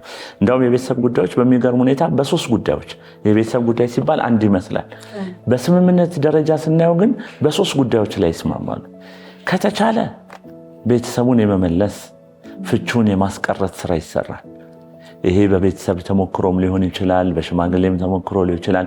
ፍርድ ቤቱ ደግሞ የራሱን ጥረት ያደርጋል። ቤተሰብ የሀገር ማገር ስለሆነ ማለት ነው። ይሄ ደግሞ ካልተቻለ ልጆች ካሉ የልጆች አስተዳደግ ምንድነው መሆን ያለበት የሚለውን ፍርድ ቤቱ ይሞክራል። እንደ ንብረት ክፍፍል ልጆችን ባል እኔ ካልወሰድኩ፣ ሚስት እኔ ካልወሰድኩ፣ ሞግዚት እኔ ካልሆንኩ የሚለው ችሎት አደባባይ ላይ የሚደረገው አላግባብ የሆነ ክርክር በማስወገድ ቢያንስ የልጆች አስተዳደገውን ፍቾሽ ይጸድቃል። ግን የልጆች አስተዳደጋቸውን በስምምነት እንዲያደርጉ እድል ይሰጣቸዋል። ቀላል የሚባል አይደለም። ሶስተኛው ቀለብ ነው። ቀለብን በተመለከተም ምን ያህል ነው ልጅ የያዘው አካል ልጅ ያልያዘው ለያዘው ቀለብ ስንት መቁረጥ አለበት የሚባለው በእኔ እምነት እንደ ፍርድ ቤቱ እምነት በጭቅጭቅ በክርክር ሊወሰን የሚገባው ብቻ አይደለም። ለልጆች በጋራ ለፈሩ ልጆች የሚወሰን እንደመሆኑ መጠን ምን ያህል ብር ነው የሚያስፈልገው የሚለውን ቢቻል ግራ ቀኙ ተስማምተው ገቢ የሚያውቁ እነሱ ስለሆኑ ኑሯቸውን የሚያውቁት እነሱ ስለሆነ ለማድረግ ነው። ስለዚህ ማስማማት ከፍርድ ቤት ውጭ ነው መደረግ ያለበት የሚለው ሂደት በብዙ ሂደቶች እነዚህ ለአብነት ያነሷቸው እንጂ በብዙ ሂደቶች እንደውም ፍርድ ቤት እየመራው የሚደረገው ማስማማት ውጭ ከሚደረገው ማስማማት የተሻለ ሞር ኢፌክቲቭ ነው። አንዱ ቻሌንጃችን ግን እሱ ነው። ማስማማት ስንባል ከውጭም ከውስጥም በኋላ መጣበታለሁ ሰዎች ተሞክሯል እኮ ማስማማት ምን ያደርጋል የሚላል መመሪያውን አውጥተን ከሄድን በኋላ ግን አንዳንድ ዳኞችም ቅድም አንቺ ሪኮመንድ ያደረግሽኝን ማስማማት ጥቅሙንም ተረድተው አውቀውም ተረድተው ዳኛ ጋር ከቀረቡ በኋላ ቢደረግ የሚል ሐሳብ አላቸው። የመመሪያው ዓላማ ምንድነው? ሁለት ነገሮች ነው ሚዛን ሊጠብቅ የሞከረው። አንደኛ የማስማማትን አስፈላጊነት ተገንዝቦ ግራቀኙ በማስማማት ሂደት እንዲቀርቡ ማድረግ፣ ሁለተኛ ደግሞ ጊዜ መዝገቡ ደግሞ በማስማማት ሂደት ጊዜ እንዳይፈጅም ተፈልጓል። ስለዚህ አሁን እንዳየሽው መጥሪያዎቻችንን ሁሉ እንደ አዲስ በማሻሻል መልስህን በዚህ ቀን ይዘህ ቅረብ፣ አስማሚ ጋር በዚህ ቀን ቅረብ፣ ለቃል ክርክር ወይም ክስ ለመስማት ደግሞ በዚህ ቀን ቅረብ የሚል አዲስ ፎርማት ራሱ ክሬት ያደረግነው ለዛ ነው። ክስና መልሱ ይታወቃል። ከሳሽ የሚፈልገው ዳኝነት ይታወቃል። ተከሳሽ ለዛ የሚሰጠው መልስ ይታወቃል። ስለዚህ አንድ ፕሮፌሽናል አስማሚ ይህን ሁለቱን ካነበበ በኋላ ልዩነታቸውንም ስለሚረዳ የእነሱን ፍላጎት ካወቀ በኋላ ሊያስማማ ይሞክራል የሚለው ነው። ዋናው ነጥብ ግን መያዝ ያለበት ስምምነት በፈቃደኝነት የሚደረግ ነገር ነው። እኛ የምንፈልገው ለስምምነት እንድንሞክር ፍርድ ቤቱ ስምምነትን እንዲሞክር በያዘው ቀጠሮ ግን ግራ ቀኙ ተሟልተው እንዲቀርቡ ግን እንፈልጋለን።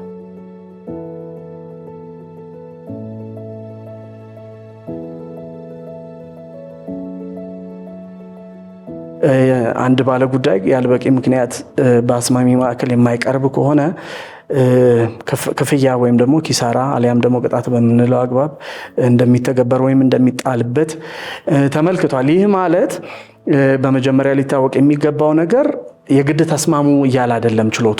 ችሎቱ እያለ ያለው መስማማትም አለመስማማትም የናንተ ፍቃድና በጎ ምላሽ ሆኖ ሳለ ግን ቀርባችሁ አትሊስት ጉዳዩን ለመጀመርና ለማስማማት ፍርድ ቤት መር አስማሚ ጋራ በማቅረብ ስለምንነቱ ስለ ፍርድ ቤት መር ምንነትና ጥቅም እንኳን ተረድታችሁ የዛን ጊዜ ካልፈለጋችሁ ሂደቱ ተቋርጦ ወደ መደበኛ ክርክር መመለስ ይቻላል። ምክንያቱም ፍርድ ቤቶች ህገ መንግስታዊ የሆነ ፍትህን የመስጠት ግዴታ አለባቸው። ዜጎችም ደግሞ እንዲሁ ህገ መንግስታዊ የሆነ የመዳኘት ስልጣን ስላላቸው እንዲስማሙ መገደድ አይችሉም። ግን ወደ ፍርድ ቤት መር አስማሚነት እንዲቀርቡ እና አትሊስት ሂደቱ እንዲጀምር ኢኒሺየት እንዲደረግ ግን ችሎት ያዛል። መመሪያውም ደግሞ በግልጽ ቃላት ገንዘቡን በማመልከት ቅጣት ወይም ኪሳራ እንዲከፍሉ ይደረጋል። ይሄ የሆነባቸው ምክንያቶች አንደኛ ቅድም ስናነሳ እንደነበረው የፍርድ ቤት መር አስማሚነት የፍርድ ቤት ማሻሻያ ፕሮጀክት ነው ብለን አስበናል። ፍርድ ቤቱን ለማዘመን እንዲሁም ደግሞ ፍርድ ቤቱ ማህበረሰቡ የነበረውንና ያለውን ወርቃማ የሆነ የመስማማት የማስታረቅ ባህልን ለማዳበር ለመጠበቅ እንዲሁም ደግሞ በዘመናዊ መልኩ ለመተግበር ዓላማ ያደረገ ስለሆነ ይህንን ነገር ካልቸሩን ይህንን የመስማማት ካልቸርን በፍርድ ቤትም ለማስፋፋት በሚል አስገዳጅነትን እንዲላበስ ተደርጓል። ሌላኛው ዓላማው ደግሞ እንደሚታወቀው የአንድ ዳኛ ትዕዛዝ ያልተፈጸመ እንደሆነ ህጋዊ ውጤት እንዳለው ይታወቃል። ያው በስነ ስርዓት ህጉም የተመለከቱ የህግ አግባቦች አሉና ስለዚህ በፍርድ ቤት መርም አንዱ የኮርት ፕሮሲዲንግ ፓርት ስለሆነ ወይም ደግሞ አንዱ የዳኝነት የክርክር ሂደት አካል ስለሆነ ራሱን የቻለ የህግ ውጤት ሊኖረው ይገባል። የዳኛ ትእዛዝ ስለሆነ የግድ በህግ የተደገፈ ጉልበት ሊፈጠርለት ይገባልና የዳኛው ትእዛዝ ወይም የክቡራት ዳኞች ትእዛዝ ያልተከበረ እንደሆነ እንደ ስነ ስርዓት ህጉ ማግባብ እንደ የትኛው ማግባብ የዳኛ ትእዛዝ ሊከበር የሚገባው ስለሆነ ያልተከበረ እንደሆነ በህግ ኃይል ለማስከበር ተብሎ አንድ ከባድም ባይሆን ቅጣት ኪሳራ የተቀመጠበት አግባብ አለ ማለት ነው። ምን ያህል መዝገቦች ለፌዴራል የመጀመሪያ ደረጃ ፍርድ ቤት አስማሚዎች ለሁሉ ቀረቡ? ምን ያህሎቹ ደግሞ በስኬት ወይም ደግሞ በስምምነት አለቁ የሚለውን ደግሞ እንደ መግቢያ የሆነን ዘንድ የፌዴራል መጀመሪያ ደረጃ ፍርድ ቤት አዋጅና መመሪያ ከመውጣቱን በፊት አንዳንድ የፍትሐ ብሔር ህግ ላይ ያለው የተመለከቱ እርቅ በሚል ድሮ ተቀምጦ የነበረው አሁን ወደ አስታራቂነት አድገዋል። ስምምነት ከአስማሚነት ወይም ከሚዲዬሽን የተለየ ነው በተወሰነ መልኩ። ከዛም ደግሞ በስራ ክርክር ላይ የተመለከቱ እንዲሁም አንዳንድ በዝርዝር ህጎች ላይ የተመለከቱ የማስማማት ስራዎችንና በፍትሐ ብሔር ስነስርዓት ህጋችን የፍትሐ ብሔር ክርክር መምሪያ የሆነውን የስነስርዓት ህጋችንን 274 አንቀጽን በመጠቀም የማስማማት ስራ በፓይለት ፕሮጀክትነት በሙከራ ደረጃ ስንሞክር ነበረ። ስንሞክርም የነበረው ምንድነው አዋጭ ነው የስራ አይደለም፣ ፍርድ ቤት ቢተገብር ያዋጣዋል አያዋጣውም፣ ውጤት አለው የለውም፣ ያስገኛል አያስገኝም የሚለውን ነገር ለመሞከር የፓይለት ፕሮጀክት እስከ 2015 ድረስ አከናውነናል። ከዛም በኋላ ደግሞ አዋጅና መመሪያ ከወጣለት በኋላ ከ2015 ጀምሮ ደግሞ የሙሉ ትግበራ የመመሪያው ሙሉ በሙሉ የመተግበር ስራዎች ሰርተናል። ስለዚህ ፓይለት በነበርን ጊዜ አሁን ለምሳሌ በ2012 ዓመተ ምህረት ነው የተጀመረው። ወደ 40 መዝገቦች ኮቪድም ስለነበር ወደ 40 መዝገቦች ወደ ፍርድ ቤት መራ አስማሚነት እንዲመሩ ተደርጎ ከ40ዎቹ 17ቱ ጉዳዮች በአስማሚነት እልባት እንዲያገኙ ወይም ደግሞ እንዲቋጩ የተደረገበት አግባብ አለ። በ2013 በቀጣዩ ዓመት ወደ 531 መዛግብት ተመርተዋል ማለት ሳይሆን በቀጥታ ግራቀኙ ተሟልቶ የቀረበባቸው ቀደም በ2012 ላይ ያነሳሁት 40 መዝገብ መራን ሳይሆን ዳኞች ወደ አስማሚ ማዕከል ትእዛዝ ከሰጡ በኋላ የፍርድ ቤቱን ወይም የችሎቱን ትእዛዝ አክብረው የቀረቡ በ40 መዝገብ ላይ ነበር ግራቀኙ የቀረቡ። ከዛም ከ40 ተሟልቶ ከቀረቡት ላይ 17ቱ ተስማምተዋል። ከዛም በ2013 ላይ ደግሞ ወደ 531 መዝገቦች ግራቀኝ ተሟልተው ወደ አስማሚ ቀርበዋል። ከዚህ መካከል ደግሞ ወደ 181 የሚጠጉ ጉዳዮች በፍርድ ቤት መራ አስማሚነት እልባት ያገኙበት አግባብ አለ። 2013 ላይ ደግሞ የሚመራውንም የሚሟላውንም በማሳደግ 1741 መዝገቦች ላይ ግራቀኙ ተሟልተው የቀረቡበት አግባብ ነበረ። በዚህም መሰረት ወደ 436 መዝገቦች እልባት አግኝተዋል ማለት ነው በስምምነት። እንዲሁም በ2015 ወደ 4618 መዝገቦችን መርተን ነበረ። ከዚህ መካከል ወደ 1082 መዝገቦች በስምምነት አልቀዋል። በቀጣዩም ዓመት ደግሞ እንደዚሁ እያሳደግን ወደ 5018 መዝገቦችን ተሟልተው እንዲቀርቡ ከተደረገ በኋላ 1127 መዛግብቶች በስምምነት አልቀዋል 2016 ላይ። 2017 ደግሞ ስምምነቱም ከፍ ብሎ ወደ 1388 መዝገቦች ላይ ስምምነት ተደርጓል። ተሟልተው የቀረቡት ደግሞ ወደ 6251 ናቸው። በያዝነው ደግሞ የ2018 በጀት ዓመት የ9 ወር አሁን ባለፈው ገምግመናል። በ9 ወሩ ደግሞ ወደ 5052 መዝገቦች ላይ ግራቀኝ ተሟልተው የቀረቡ ሲሆን በ9 ወር ነው ያልኩት፣ የሙሉ ዓመት አይደለም። ወደ 1127 መዛግብቶች በስምምነት አልቀዋል። ከዚህም ደግሞ አብላጫውን ቁጥር የሚይዘው ወደ 48% የቤተሰብ ጉዳዮች ነው። ቀጥለው ደግሞ የፍትሐ ብሔር የውልና ከውል ውጭ ያሉ ጉዳዮች እንደዛ ስምምነት አልፈዋል።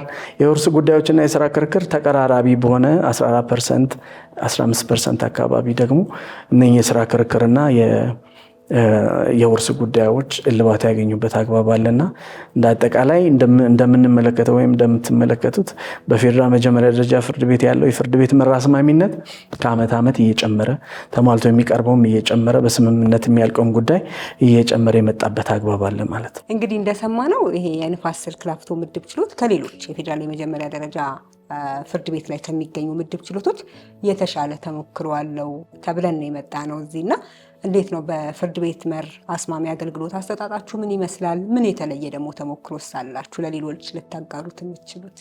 እሺ፣ አመሰግናለሁ።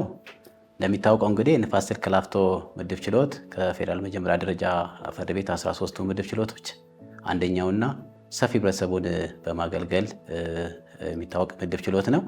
እንግዲህ ከአስማሚነት ጋር በተገናኘ ባለፉት 9 ወራት አስማሚ ማዕከሎቻችን ወደ 466 መዛግብት ወደ አስማሚ ማዕከል እንዲመራ ተደርገዋል። ከተመሩት መዛግብት ውስጥ 201 ላይ ግራቀኙ ተስማምተው መዝገባቸው ወይም ጉዳያቸው በእርቅ ተፈጽመዋል ማለት ነው። እንግዲህ ይህንን የሚሰሩት ረዳት ዳኛ ተብሎ የተመደቡት አስማሚ ዳኞች ናቸው። ስለዚህ ይሄ 201 መዝገብ በገንዘብ መጠኑ ሲሰላ ወደ 67 ሚሊዮን 400 ሺህ ብር የሚገመት ነው ማለት ነው።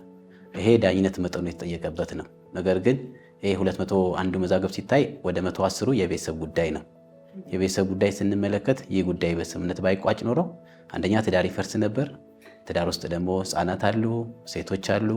ስለዚህ ትዳሩን ያቆየ ነው ማለት ነው። ያ ማለት ከሴቶች መብት ጋር ከህፃናት መብት ጋር በጣም የሚገናኝ ስለሆነ ፋይዳው እጅግ የጎላ ነው። በአንድ በኩል በተከራካሪ መካከል ያለውን መልካም ግንኙነት በማስቀጠል ረገድ፣ የተከራካሪ አካላትን ወጪ ጊዜ ከመቆጠብ ረገድ፣ እንዲሁም ከፍርድ ቤት አንጻርም ስናየው ደግሞ ብዙ የመዝገብ ፍሰት ያለበት ምድብ ችሎት ስለሆነ የዳኞችን ጊዜ የፍርድ ቤቱን ጊዜና ወጪ የቆጠበ ስለሆነ እጅግ በጣም ጥሩ የሆነ አፈጻጸም ያስመዘገበ ምድብ ችሎት ነው ማለት ይቻላል። አገልግሎቱ ጥቅሙ ይሄ ነው የምንል ከሆነ ሁሉም ደግሞ ያንን ሊያገኙ ይገባል ብዬ አስባለሁ። ስለዚህ እንደ ፌዴራል መጀመሪያ ደረጃ ፍርድ ቤት ያንን አገልግሎት ተደራሽ ለማድረግ እየሰራችሁበት ያለው ሂደት እንዴት ያለ ነው? ለሁሉም አይነት ጉዳዮችስ ነው ወይ አስማሚ ጋር እንዲቀርብ የሚደረገው? ከዛ ደግሞ ሁሉም ችሎቶችስ ይሄ የአስማሚነት ማዕከል አላቸው ወይ? እንዳልሹ ተደራሽነት በደንብ መስራት ያለብን በቀጣይም በደንብ ማስፋት ያለብን አንዱ ተደራሽነት ነው። አሁን ባለው ሁኔታ የመመሪያውም የሚያስገድደው የማስማማት ስራ የሚሰራው በፍትሐ ብሔር ጉዳዮች ብቻ ነው። ያ ማለት በወንጀል ጉዳዮች ላይ የሚሰራ የፍርድ ቤት መር ማስማማነት ስራ የለም። ይህም ጥሩ ነው ያነሳሹ፣ ህብረተሰቡም ሊያውቀው ስለሚገባ በወንጀል ጉዳዮች ላይ የፍርድ ቤት መር አስማሚነት የሚባል አሰራር የለንም። ለጊዜው የፍትሐ ብሔር ጉዳዮች ላይ ብቻ ነው ያለው። ከፍትሐ ብሔርም ጉዳዮች ላይ የተለዩ በመመሪያው መሰረት ወደ ስምምነት ሊቀርቡ አይገባም ተብለው የተለዩ ጉዳዮች አይነት አሉ። ለምሳሌ እንደ ባንክረፕሲ ከመክሰር ጋር ተያይዞ የመንግስት አካላት ተከራካሪ የሆኑባቸው ጉዳዮች በሚል ወደ አስማሚነት የማይመሩ ጉዳዮች በሚል የተገለጹ አሉ በመመሪያው ላይ ማለት ነው። በዋነኛነት ግን የፍትሐ ብሔር ጉዳዮች ላይ ብቻ ፎከስ ተደርጎ ነው እየተሰራ ያለው። ተደራሽነት እንዳልኩት በሁሉም አሁን ባለው የፌዴራል መጀመሪያ ፍርድ ቤት ባሉን ሁሉም ምድብ ችሎቶች ድሬዳዋን ጨምሮ የአስማሚ ማዕከላት አሉ።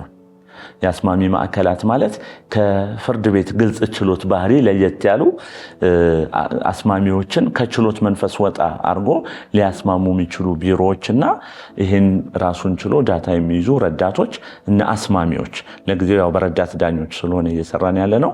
እነዚህን በየምድብ ችሎቱ ባሉን 13 ምድብ ችሎቶችም የአስማሚነት ስራ የሚሰሩ ረዳት ዳኞችና የአስማሚ ማዕከላት አሉን። እንዲሁም ከቅርብ ጊዜ ወዲህ ደግሞ አደረጃጀቱን ራሱ የፍርድ ቤቱን አደረጃጀትና መዋቅር በማሳደግ የፍርድ ቤት መር ማስማማት ዳይሬክቶሬት የሚባል በአደረጃጀት በመፍጠር ለዳይሬክቶሬቱም ዳይሬክተር በመመደብ ለረጅም ጊዜ በዚህ ኤሪያ ላይ ሲሰሩ የነበሩ ግለሰብን የፌዴራል መጀመሪያ ፍርድ ቤት የፍርድ ቤት በር ማስማምነት ዳይሬክቶሬት ዳይሬክተር በማድረግ መድበን እያሰራን ነው። ስለዚህ ተደራሽነቱ ግን ከዚህ በላይ መስፋት አለበት። አንዱ ከተደራሽነቱ ብቻም ሳይሆን አዌርነሱ ራሱ ግንዛቤ መፍጠሩ ራሱ ገና ጅማሮ ነን ብሎ መውሰድ ይቻላል። እንዳልኩሽ ሌሎች ሀገሮች በጣም ብዙ የተሻገሩት ያለፉት ሊሆን ይችላል አማራጭ የሙግት መፍቻ የሚባለውን በተለይ ደግሞ የማስማማት ስራ የሚባለውን እኛ ግን በህግ እንኳን ደግፈን መመሪያ እንኳን አውጥተን መስራት ከጀመረን 4 ዓመታችን ነው። በ4 ዓመት ያለው ጅማሮ ግን በኋላ የምናነሳቸው ድጋፎች ከተሳኩ ከዚህ በላይ በጣም በርካታ መዛግብት ወደ ማስማሚ ማዕከላት ሊጎርፉ የሚችሉ ባለጉዳዮችም በራሳቸው ጥያቄ ፍርድ ቤቱ ብሏቸውን ብቻ ሳይሆን በራሳቸውም ጥያቄ ወደ ፍርድ ቤቱ የአስማሚ ማዕከላት ሊመጡበት የሚችሉ ሁኔታ ይፈጠራል ብዬ አስባለሁ። ከዚህ ከአስማሚዎች ጋር በተያያዘ ቅድም መጀመሪያ ላይ ሲገልጹልን እንደነበረው ስልጠና የወሰዱ አስማሚዎች ናቸው፣ ረዳት ዳኞች ናቸው። ግን ደግሞ ለምሳሌ የቤተሰብ ጉዳይ ስንል የአሰሪና ሰራተኛ ጉዳይ እንደ ፍትሐ ብሔር ሆነው ማስማማት የሚፈቀድባቸው የተለያዩ ጉዳዮች የማስማማት ስልጠና ወይም ደግሞ ክህሎት መኖር ብቻም ሳይሆን ስለ ጉዳዩ ደግሞ የተለየ ስፔሻላይዜሽን ያስፈልገዋል ብዬ አስባለሁ እና እዛ ላይም ያለውን በሚመለከት ምን ጥረት እየተደረገ ነው? እንደተባለው ገና ጅምር ነው። 4 ዓመት በጣም አጭር ጊዜ ነው። ግን በተቻለ መጠን ለምሳሌ የቤተሰብ ጉዳዮች ላይ የተሻለ የሚያስማሙበት ጉዳይ ላይ የተሻለ አይነት እውቀት ወይም ኤክስፒሪየንስ ያላቸው አስማሚዎች እንዲኖሩ ከማድረግ አንጻር የተሰራ ስራ ካለ እሱንም ቢገልጹ። ይሄ እንግዲህ አንዱ ቻሌንጃችን ይሄ ነው፣ የአስማሚዎች የክህሎት ብቃት የሚል ነው። እንደገለጽሽው አሁን እየተሰራ ያለው በህግ ትምህርት ጨርሰው በመጡ ረዳት ዳኞቻችን ነው። አብዛኛውን የማስማማት ስራ ምንሰራ ያለ ነው። በእነሱም እየተሰራ ነው ይሄ ቅድም መጣ ያልኩት ስኬት መምጣት የተቻለው። ለዚህም እውነት ለመናገር በየምድብ ችሎቱ ከመደበኛ የረዳት ዳኝነት ስራቸው በተጨማሪ ይህን የማስማማት ስራ እየሰሩ ፍርድ ቤቱ ያስመዘገበውን ስኬት ላመጡ ረዳት ዳኞች ምስጋናዬን ማቅረብ እፈልጋለሁ። አንዱ ቻሌንጅ ግን እንዳልሹ የስምምነት ብቻ ሳይሆን የማስማማት ስልጠና ብቻ ሳይሆን በነገራችን ላይ የህይወት ክህሎት ራሱ የላይፍ ኤክስፒሪየንስ ራሱ አስማሚ ለመሆን ቀላል አይደለም። አስማሚነት በራሱ አንደኛ ትምህርት ነው፣ ሁለተኛ የራሱ ላይፍ ኤክስፒሪየንስ አለ። አንዳንዴ ልናስማማቸው አጠገባችን የምናስቀምጣቸው ሰዎች ከኛ የተሻለ የህይወት ልምድ ያላቸው ከኛ የተሻለ ግንዛቤ ያላቸው ሰዎች ይሆናሉ። እንደዚሁም ይገጥሙናል። እንዳልኩት ረዳት ዳኞቻችን ከዩኒቨርሲቲ የመጡ 2-3 ዓመት የሰሩ ረዳቶች ይሆናሉ። ለመስማማት የሚመጡት ባልና ሚስት ግን 20 እና 30 ዓመት በትዳር የቆዩ ሊሆኑ ይችላሉ። ለመስማማት የሚመጡት የንግድ ክርክር ያላቸው ሰዎች ደግሞ ቢዝነስ ላይ ንግድ ላይ ረጅም ዓመት ኤክስፒሪየንስ ያላቸው ሊሆኑ ይችላሉ። ስለዚህ እዚህ ጋር ለማስማማት ተዘጋጅቶ የሚጠብቀው ባለሙያ ቢያንስ እንዳልሹ የአስማሚነት እውቀት በጉዳዩ ላይ የኮንስትራክሽን ከሆነ የኮንስትራክሽን፣ የንግድ ከሆነ የንግድ፣ የፍትሐ ብሔር ከሆነ የፍትሐ ብሔር የመሳሰሉት እውቀት ፕላስ ደግሞ ከዛም የህይወት ልምድ ኤክስፒሪየንስም ያስፈልገዋል። ይሄን ለመፍታት እየተሞከረ ያለው ስራ ምንድነው? አንዱ ከረዳት ዳኞች በተጨማሪ በፌዴራል ጠቅላይ ፍርድ ቤት የአስማሚዎች ሮስተር ለማዘጋጀት እየተሞከረ ነው። ልክ ንብረት አጣሪ ሲመደብ ወይም ደግሞ የሂሳብ ባለሙያ ሲመደብ በሬጅስትራር በኩል የሂሳብ ባለሙያዎችን ስም ዝርዝር ይዘን ከዛ ውስጥ እንደምንመድበው ሁሉ የአስማሚ ሮስተር ራሱ ለማዘጋጀት እየተሞከረ ያለ ሂደት አለ። የአስማሚ ሮስተር ማለት ያ ምንድነው? የዩኒቨርሲቲ አስተማሪዎች ሊሆኑ ይችላሉ፣ በዳኝነት የለቀቁ ሰዎች ሊሆኑ ይችላሉ፣ የህግ ባለሙያ ጠበቆች ሊሆኑ ይችላሉ። የተወሰነ የአስማሚነት ሰዓት ስልጠና የወሰዱ ሆነው ነገር ግን በራሳቸው ስራ ላይ ዓለም ላይ ያሉ ሰዎች ሮስተር ከተዘጋጀ በኋላ ፍርድ ቤቱ ከረዳት ዳኞቹ በተጨማሪ ወይም አስማሚ አድርጎ ከሚቀጥራቸው ሰዎች በተጨማሪ ወደ እነዚህ ሰዎች ኬዙን ሪፈር እያደረገ የማስማማት ስራውን ለመስራት ሙከራ ይደረጋል። እሱ አሁን የሮስተር ማዘጋጀት ሂደቱ በሂደት ላይ ነው ያለው። እሱ ግን አንዱ ቅድም ላነሳሽልኝ ጥያቄ መፍትሄ የሚሆነው እሱ ነው። ጉዳዩ ታይቶ ውስብስብነቱ ታይቶ ኢቭን አንዳንድ የሚመጡት ካምፓኒዎች በጣም ትልቅ ካምፓኒ ሲሆኑ ከሮስተርሽ መካከል በዚህ ጉዳይ ልምድ ያለው ማን ነው? የቀድሞ ዳኛ፣ ጠበቃ፣ የህግ ባለሙያ፣ የዩኒቨርሲቲ አስተማሪ፣ እነዚህ ታይቶ ገሌና ገሌ በአስማሚነት ለዚህ ጉዳይ ይመደቡ ብቲ ሞር ኢፌክቲቭ ሆኖ ይመጣና አንዱ እሱን ለመቅረፍ እየሞከርን ያለ ነው። በዛ መንገድ ነው አሁን ግን እየሰራን ያለ ነው። የጥቅም ግጭት እንዳይነሳ የአስማሚ ጉዳይ ሲመጣ ለጉዳዩ ካለበት ችሎት በተቃራኒው ያለ ረዳት ዳኛ ለምሳሌ ጉዳዩ ፍትሐ ብሔር ከሆነ ቤተሰብ ወይም ሌላ ቦታ ያለ ረዳት፣ ጉዳዩ የልዩ ልዩ ፍትሐ ብሔር ከሆነ ደግሞ ሌላ ቦታ ያለ ረዳት እየመጣ ነው ለማስማማት እየተሞከረ ያለውና በዚህ ውስን አቅም ነው ይህን ስኬት ያመጣን ያለ። ለሌሎች ደግሞ ልታጋሩት የምትችሉት የተለየ ተሞክሮ እንዲህ በማድረጋችን ይህንን ውጤት አግኝተናል የምትሉት ምን አለ? እሺ፣ የፍርድ ቤት መር አስማሚነት እንደ ትልቅ የፍርድ ቤት ለውጥ የሚታይ ነው። በዚህ ልክ ትኩረት ሰጠነው። አንደኛ ዳኞች በአስማሚ ማዕከሉ ማለቅ የሚችሉትን ጉዳዮች በአግባቡ እንዲመሩ መምራት ብቻም ሳይሆን እንዲከታተሉ እናደርጋለን። አስማሚ ረዳት ዳኞቻችንም ትኩረት ሰጠው ትጋት በማድረግ ጉዳዮች በስምምነት እንዲያልቁ እንዲያደርጉም ጥብቅ ክትትል እናደርጋለን። ሌላው ደግሞ እንደ ምድብ ችሎት ቪብራንት ኮንሰልታንሲ እንደ ትሬኒንግ የሚባል መስራች የሆኑት ዶክተር ያለምሸት መኮንን በማስማማት ረገድ የተሻለ ክህሎት ያላቸው እውቀት ያላቸው በጎ አድራጊ የሆኑ ከሳቸው ጋር ተስማምተን አንደኛ ረዳት ዳኞቻችንን በማሰልጠን ረገድ እንዲሁም ደግሞ አንዳንድ አስቸጋሪ የሆኑ ባለጉዳዮችን ደግሞ ራሳቸውን ኮች አድርጎ በማስማማት በሌላ በኩል ደግሞ ጠዋት በቪዲዮ ቀርተው አስተማሪ የሆኑ ትምህርቶችን የአስማሚነት አስፈላጊነት ከፍቺ ጋር የተገናኘ ጉዳዮችንም ጠዋት በትምህርት ረገድ ባለ ጉዳዮች ቀጠሯቸው እስኪደርስ ድረስ ይከታተላሉ። ስለሆነ እነዚህን ሁሉ አንድ ላይ ደምረን መስራታችን ለዚህ ውጤት መመዝገብ ትልቁ ምክንያት ነው ብለን ነው የምንወስደው እንደ ምድብ ችሎት። እንደ አስማሚ ያጋጥመናል በተደጋጋሚ የምትያቸው ችግሮች ወይም ደግሞ ተግዳሮቶች እንዴት ያሉ ናቸው? አዎ በጣም በተደጋጋሚ ተግዳሮት የሚገጥመን ወይም እክል የሚሆንብን ነገር የፍርድ ቤት መር አስማሚን አስመልክቶ ያለው አመለካከት ነው፣ አናሳ ነው እና አንዳንድ ተከራካሪዎች እዚህ መጥቶ መሸነፍ ይመስላቸዋል። ሀሳባቸውን መግለጽ እንደ መሸነፍ ይቆጥሩታል። ነገር ግን በተቃራኒው በፍርድ ቤት መር አስማሚ የሚገቡ ተከራካሪ ወገኖች ለነሱ ጥሩ ነው። ምክንያቱም ቅድም እንደተናገርኩት በመደበኛው የክርክር ስርዓት ሲሄዱ አንድ ሰው ረቺ ነው ወይ ተረቺ ነው። በአስማሚ ማዕከል ሲያልፉ ግን ሁለቱም አሸናፊ ሆኖ ነው የሚወጡት። ረቺ ወይም ተረቺ የሚባል ነገር የለም። ይሄንን አመለካከት አናሳ ነው፣ ብዙ መሰራት ያለበት ይመስለኛል እሱ ላይ እና ዋናው እሱ ነው። ሁለተኛው አለመቅረብ ነው። አስማሚ ማዕከል በተቀጠረው ቀን አይቀርቡም ባለጉዳዮች ወይ ደግሞ ሳይሟሉ ይቀራሉ። ስለዚህ ይሄ ሲሆን ደግሞ ያው ለመስማማት ሁለቱም አካል መቅረብ አለበት፣ ብቻውን ልናስማማ አንችልም እና ይሄ በጣም ተግዳሮት ይሆንብናል። በቤተሰብ ጉዳይ ካልሆነ በስተቀር ሌላው ክርክር ላይ አስማሚ ማዕከል ተቀጥሮ ያልቀረበ ተከራካሪ ወገን ቅጣት አለው በመመሪያው የተቀመጠ። የቤተሰብ ላይ ግን ቅጣት አይኖርም። ያው ቤተሰብ ከፍቃድም ጋር የተገናኘ ስለሆነ ማለት ነው። ግን አይቀርቡም ወይ አይሟሉም። እሱ ትንሽ ተግዳሮት ይሆንብናል። ሌላው የሚያስቸግረን ምንድን ነው? ተከራካሪ ሁሉም ወገን ራሱ አይመጣም። ወይ ባለሙያ ጠበቃ ይቀጥራል ወይ ደግሞ የቤተሰብ አካሉን ይወክላል።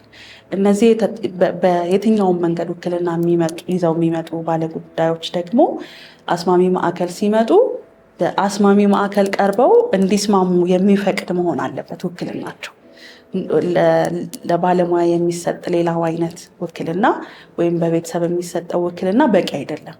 ስለዚህ እሱን የተሟላ ውክልና ሳይዙ ይቀርባሉ። ይሄ ሲሆን ደግሞ አስማምተን ውሳኔ ላይ ቢደርሱ ውል ለማድረግና ለማዋዋል እንቸገራለን። ስለዚህ እሱ እንደውም በጣም የሚያጋጥመን ነገር ነው ውክልና ጋር በተያያዘ። ሌላው ኦልሬዲ በቃ እኔ ሽምግልና ሞክሬያለሁ፣ ሌሎች አማራጮችን ሞክሬያለሁ፣ አሁን የመጨረሻ የቀረኝ ፍርድ ቤት ነው፣ እሱንም አድርጌያለሁ፣ በቃ ፍርድ ቤቱ ያደረገኝ ደግሞ የሚል አመለካከት ያላቸው አሉ። ያው የምንኖርበት አገር በጣም መልካም የሆኑ ባህላት አሉትና እነዚህ ባህሎቻችን በተለይ ቤተሰቦችን ክርክር ላይ ያሉ ወገኖችን እንዲስማሙ ወደ ክርክር እንዳይሄዱ በሽማግሌ በቤተሰብ ዘመድ በሃይማኖት አባቶች ብዙ ይሞከራል። እነዛ ስለሚሞከሩ በቃ ከሱ የተለየ ምን እናገኛለን? እዛው በክርክር ኦልሬዲ ፍርድ ቤቱ ያረገኝ አይነት አመለካከትም ተግዳሮት ይሆንብናል። ባለፉት 4 ዓመታት በፍርድ ቤት መር አስማሚነት ላይ በጣም ኢፌክቲቭ ወይም ውጤታማ ለመሆን የገጠሙን ተግዳሮቶች ውጫዊና ውስጣዊ ብዬ ልገልጻቸው እችላለሁ። የመጀመሪያው ከውጫዊ ለመጀመር የአመለካከት ችግር አለ። ይሄው የአመለካከት ችግር ውስጥም ላይ ይታያል። እሱን በኋላ ማብራራ ሆኖ ዋናው የአመለካከት ችግር ማለት ምንድን ነው? ሰዎች ወደ ፍርድ ቤት ሲሄዱ ቅድም ስናወራው እንደነበረ መስማማት የሚለው ሀሳብ በራሱ በውስጣቸው እንዳይኖር ሆኖ ነው የሚመጡት። በቃ ፍርድ ቤት ሄጄ አሸንፌው ተከራክሬው ጠዋት ፍርድ ቤት ቀጠሮ ሲኖረው የሙግት መንፈስ የክርክር ይዞ ነው እንጂ ጉዳይን ሄጄ በስምምነት መጨረስ እችላለሁ የሚል የአመለካከት ክፍተት አለ። ይህ የአመለካከት ክፍተት በተከራካሪ ወገኖች በማህበረሰባችን ብቻም ሳይሆን ከትልቅ አክብሮት ጋር በህግ ባለሙያዎች ጠበቆችም ጭምር ለባለ ጉዳዮች ወይ ለደንበኞቻቸውን ጉዳይህን በስምምነት ጨረስኩልህ ማለትና ጉዳይህን ተከራክሬ ያሸነፍኩልህ ማለት ሁለት የተለያዩ ነገሮች አርጎ የማሰብ ክፍተቶች አሉ። ሁሉም ላይ አይደለም፣ በውስን ባለሙያዎች ላይ ይታያል። ተከራክሬ ያሸነፍኩ የሚለው ነው ጠንከር ያለ ወይም ደግሞ የጠበቃውን ኃይል ጉልበት የሚያሳይ የሚመስለው ነገር ግን በዘመናዊው ዓለም ለማንኛውም የህግ ባለሙያው ጠበቃ ጉዳይ ሲይዝ ተከራክሮ ከማሸነፍ በዘለለ ጉዳዩን በስምምነት የደንበኛውን ኢንተረስት ባስጠበቀ መንገድ ይሄ ክህሎት የሚጠይቅ ስለሆነ ኔጎሺዬሽን የሚጠይቅ መደራደርን የሚጠይቅ ስለሆነ ማስማማት ሂደቱ ነው። ስለዚህ አብዛኛው ጊዜ በተከራካሪ ወገኖችም በህግ ባለሙያዎቻችንም የማስማማት ሂደቱን ያለመቀበል ይታያል። ይሄን በድፍረት እንድል ያስቻለኝ መረጃ በደንብ መታወቅ ስላለበት ዳታዎቻችን ናቸው። ዳታዎቻችን በመዝገቦች ላይ አስማሚ ጋር እንዲቀርቡ ከሚቀጠሩ መዝገቦች ከግማሽ በላዩ በአስማሚ ቀን እንዲቀርቡ በተቀጠረበት ቀን አይቀርቡ። ይሄ አንዱ ማሳያ ነው። ስለዚህ በቃ መልስ ሰጥቷል፣ ለአስማሚ ይሄን ያክል ቀን ቅረቡ ተብሏል፣ በዛን ቀን አይቀርቡ። ስለዚህ አሁን እኛ ቅድም እንዳልኩት ምን ያህል መዝገብ አስማማን ብለን ካልኩሌት የምናደርገው ግራ ቀኙ ተሟልተው ከቀረቡልን መዛግብት ነው። ስለዚህ የማይበዛው ከግማሽ በላይ ከ50% በላይ ለምንድን ነው የስምምነት ቀን ማይመጡት ብለን ስናይ ለስምምነቱ የተሰጠውን ቦታ ያሳያል። የሚገርመው እሱ ብቻ አይደለም።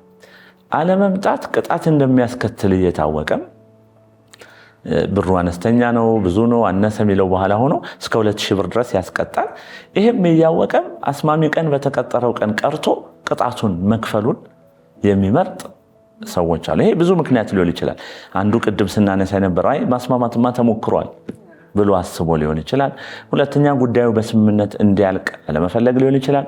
ሶስተኛው ሪል ፍርድ ቤት ያስማማል የሚለው የኛንም እምነትና የኛን አቅም ከግምት በማስገባት ሊሆን ይችላል። ስለዚህ የመጀመሪያው ቻሌንጃችን ህብረተሰቡ ለስምምነት ከክርክር ይልቅ ወደ ስምምነት የመቅረብ ሂደቱ መስማማት በጊዜ መስማማት ከገንዘብ መስማማት ከቀጣይ ግንኙነት አንፃር የተሻለ ነው ብሎ በማሰብ በተለይ ደግሞ ውጭ የተደረገውን የማስማማት እድል ብቻም ሳይሆን ፍርድ ቤቶች እየሞከሩት ያሉት ፍርድ ቤት መር አስማሚነቱን ቢሞክሩት የተሻለ ነው ብዬ አስባለሁ። ይሄ የአመለካከት ችግር አንዱ ነው ብዬ አስባለሁ። ወደ ውስጥም ስንመጣ ይሄው የአመለካከት ችግር በተወሰኑ ዳኞቻችን ላይም ጭምር ነው የሚታየው። እንዴት ከተባለ ይሄም በተመሳሳይ ለምሳሌ የተወሰኑ ዳኞች ጉዳዮችን ወደ አስማሚ አለመምራት ጉዳዩ ሲቀርብላቸው አለመምራት ይታያል። አንድ እሱ ነው። ከተመራ በኋላ ራሱ ለምሳሌ የአስማሚነት ያልቀረቡ ሰዎች በዚህ መመሪያ መሰረት እንዲቀጡ መመሪያው ያስገድዳል። በአስማሚነት የቀሩ ሰዎችንም አይቀጡም ዳኞቻችን መመሪያውን ቢያስገድድ። ለምንድነው በአስማሚነት ቀን የቀረኸው ብለው አይጠይቁም አንዳንዶች። ይሄ የሚያሳየው ለአስማሚነት የተሰጠው አመለካከት ትንሽ ለየት ይላል። አስማሚነት ጋር ቀረበ አልቀረበ፣ በአስማሚነት ቀን ባለመቅረቡ የተቀጣውን ገንዘብ ከፈለ አልከፈለ ትኩረት ያለ መስጠት ጉዳይ ይታያል። እነዚህ አመለካከት ችግሮች ውጭም ውስጥም ላለን ሰዎች ማሻሻል መቻል አለብን። ስለዚህ አንዱ ትልቁ ቻሌንጃችን ይሄ ነው። ሁለተኛው ቻሌንጃችን የቅድም ያነሳሹ የክህሎት ካፓሲቲ የማስማማት ክህሎት ነው። ቅድም ብያለው ረዳት ዳኞቻችን ባላቸው አቅምና ጉልበት ለማስማማት የሚሞክሩትን ነገር አፕሪሼት አድርጌ ግን ማስማማት የህይወት ልምድ ማስማማት ለጉዳዩ ልዩ ዕውቀት መስጠት ማስማማት ጊዜ የሚፈልግ ነገር ከመሆኑ አንፃር በዛው ልክ በተለይ ደግሞ ሊስማሙ እኛ ጋር ከሚቀርቡ ባለጉዳዮች የተሻለ ዕውቀት የተሻለ ልምድና የተሻለ ግንዛቤ ይዞ በማስማማት ላይ ክፍተት አለ። ይህን ክፍተት ለመሙላት የምናደርገው በርካታ ስልጠናዎችን ለአስማሚዎች መስጠት ነው አንድ። ሁለተኛ ደግሞ አስማሚ ተብለው የታሰቡ ሰዎችን መቅጠር ነው። ረዳቶችን ብቻ ሳይሆን የሥራ መደባቸው ራሱ አስማሚ የተባሉ ሰዎችን ለመቅጠር እያሰብን ነው። ሶስተኛው ደግሞ የጠቅላይ ፍርድ ቤት ሮስተር ሲልክልን በዛ ሮስተር መሰረት ከአስማሚም ከረዳትም ውጭ በጣም የህይወት ልምድ ያላቸው የላይፍ ኤክስፒሪየንስ ያላቸው የቀድሞ ዳኞች፣ ጠበቆች፣ የአዲስ አበባ ዩኒቨርሲቲ አስተማሪዎች፣ የሌላም ዩኒቨርሲቲ አስተማሪዎች የመሳሰሉት ሲመጡ እነሱን ተጠቅሞ ለመስራት መሞከር ነው። ይሄ ክህሎቱን ለመፍታት ነው። ሶስተኛው ቅድም እንዳንሹ መመሪያው 4 ዓመት ገና ጅማሮ እንደመሆኑ መጠን በመመሪያው ላይ የሚታዩ ክፍተቶች የህግ ትርጉሞች ለምሳሌ ማስማማትን መቼ ቢደረግ ይሻላል፣ ዳኛ ጋር ከቀረቡ በኋላ ይሻላል፣ በፊት መጥሪያ ሲላክ ይሻላል አይሻልም የሚለው መመሪያው ላይ በተግባር ተሞክረው በተግባር ተፈትነው ያየናቸውን ክፍተቶች በአንድ በኩል የጉዳዮች ፍሰት አለ ቶሎ ጉዳዮች እንዲያልቁ እንፈልጋለን። በሌላ በኩል ሰዎች እንዲስማሙ እንፈልጋለን። ማስማማት ደግሞ የራሱን ጊዜ ይፈጃል። ስለዚህ በአንድ በኩል የጉዳዮች መፋጠንን በሌላ በኩል ማስማማትን እንዴት ነው ማስታረቅ ምንችለው የሚለው ደግሞ ሌላኛው የኛ ቻሌንጅ ነው ብሎ መውሰድ ይቻላል። ስለዚህ እነዚህ አሁን ላይ የገጠሙን ያሉ ቻሌንጆች ናቸው። እውነት ለመናገር የውጭ ያለው አመለካከት ቢስተካከል፣ ማስማማትን እንሞክር ቢል፣ የህግ ባለሙያዎቻችን በማስማማት ጉዳዮችን ለመጨረስ ፕራዮሪታይዝድ ቢያደርጉ፣ ዳኞቻችን ይህን ቅድሚያ ቢሰጡ፣ ከዛ ደግሞ እኛ ይህን ፈልገው ለሚመጡ ሰዎች ደግሞ አቅምና ብቃት ያላቸው አስማሚዎችን ብንመድብ እና በህጉ ላይ ያለውን ክፍተት ብናሟላ አሁን ያለን አፈጻጸም በጣም ከእጥፍ በላይ ሊያድግ የሚችልና ተአምር ሊያሳይ የሚችል ነው። በነገራችን ላይ በጣም በርካታ ሀገሮች፣ በጣም ያደጉ ሀገሮች ጨምሮ የፍርድ ቤት መር አስማሚነት ልምድ የሆነባቸውና ባክሎጎቻቸውን የፍርድ ቤቶቻቸውን ህዝቡ ፍርድ ቤታቸው ላይ ያለውን አመኔታ የቀየሩበት አንዱ መንገድ የፍርድ ቤት መር አስማሚነትን ከኮርቶቻቸው ጋር አስማምተው በመስራታቸው ነውና ይሄን ለማድረግ እኛ ምን ሞክረዋለን? እነዚህን ቻሌንጆች ከቀረፍን የፍርድ ቤቱ ማህበረሰብ፣ ውጭ ያለው የህግ ባለሙያ አዌርነስ በመፍጠር ደግሞ ሚዲያዎቻችን በለጠ ከሰራን አሁን ካለን አፈጻጸም በጣም የተሻለ አፈጻጸም ማምጣት እንችላለን ብዬ አስባለሁ። ስራው እንግዲህ ያው ውጤታማነቱ እየተረጋገጠ ራሱን እያረጋገጠ የመጣበት አግባብ ነው ያለው። ስራው ግን ሲተገበር የነበረው በረዳት ዳኞች ብቻ ነው። በዚህ በ2018 በጀት ዓመት ከተወሰነ ጊዜ በኋላ የፌዴራል ጠቅላይ ፍርድ ቤት ባጸደቀው ወይም ደግሞ በፈቀደው ቅጥር መሰረት ወደ 26 አስማሚዎችን መደበኛ ስራቸው አስማሚነትን የሆነ ከዚህ በፊት እንግዲህ እንደገለጽኩትም እስካሁንም ድረስ በዋናነት እየተሰራ ያለው በረዳት ዳኞች ብቻ ነው። ስለዚህ አሁን መደበኛ አስማሚዎችን የ26 መደብ ተፈቅዶልን የቅጥር ሂደት ጥረት ለማድረግ ሞክረናል። ነገር ግን ገበያው ወይም ደግሞ የጆብ ማርኬቱ ኦፈር ያደረገልን ወይም ደግሞ ያቀረብንላቸው ምዘና አልፈው ወደ ስራው መቀላቀል የቻሉት 2 አስማሚ ባለሙያዎች ናቸው። ከሁለቱም ደግሞ አንዱ ባለሙያ እንግዲህ የተሻለ ነገር አግኝተው ሊሆን ይችላል፣ አላውቅም እና እሳቸው የለቀቁበት አግባብ አለ። አንዱ ግን አስማሚ በመስራት ላይ ይገኛል። ግን በዋናነት እየሰራን እየተገበርን ያለው ይህን አሁን የጠቀስኩልሽን ውጤቶች ያገኘ ነው በአስማሚ ረዳት ዳኞች ነው።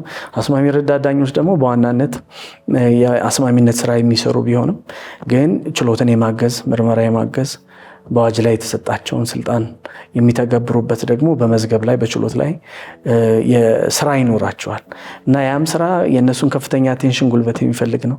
የፍርድ ቤት መር አስማሚነትም እንደዚሁ እና ምናልባት በመመሪያው ላይ የተመለከቱ ጠበቆችም እንዲሁም ደግሞ ሙያ ያላቸው ከግብርና እስከ መካኒክነት ከመካኒክነት ወደ እስከ ኢንጂነርነት ሙያ ያላቸው ከ10 ዓመት በላይ ልምድ ያላቸው ሙያተኞች እንዲሁም ደግሞ ጠበቆች ከሆኑ ከ5 ዓመት በላይ በህግም ፕራክቲስ ያደረጉ ካሉ በቂ ስልጠና ወስደው ወደ ፍርድ ቤት መር አስማሚነቱ እንደሚገቡ በሮስተር እንደሚገቡና የሚያስገባቸውም አካል የፌዴራል ጠቅላይ ፍርድ ቤት መሆኑ በግልጽ ተመልክቷልና ምናልባት እነኚህም ባለሙያዎች ጠበቆችንም ወደ አስማሚነቱ አስገብተን ቢሆን የተሻለ ውጤት እናገኛለን ብለን እናስባለን። ከዛ ባለፈ እንደ ፌዴራል መጀመሪያ ደረጃ ፍርድ ቤት ይህንን የማስማማት ስራ ረዳት ዳኞችን በተለያየ ጊዜ ማሰልጠን እንዲሁም ደግሞ በ13ቱ ምድብ ችሎቶች ድሬዳዋን ጨምሮ ያለንን ማዕከል ማደራጀት በቁሳቁስ በሎጂስቲክ ያስፈልጋልና ያንን ነገር ለማድረግ ፍርድ ቤቱ የበጀት ውስንነት አለበት።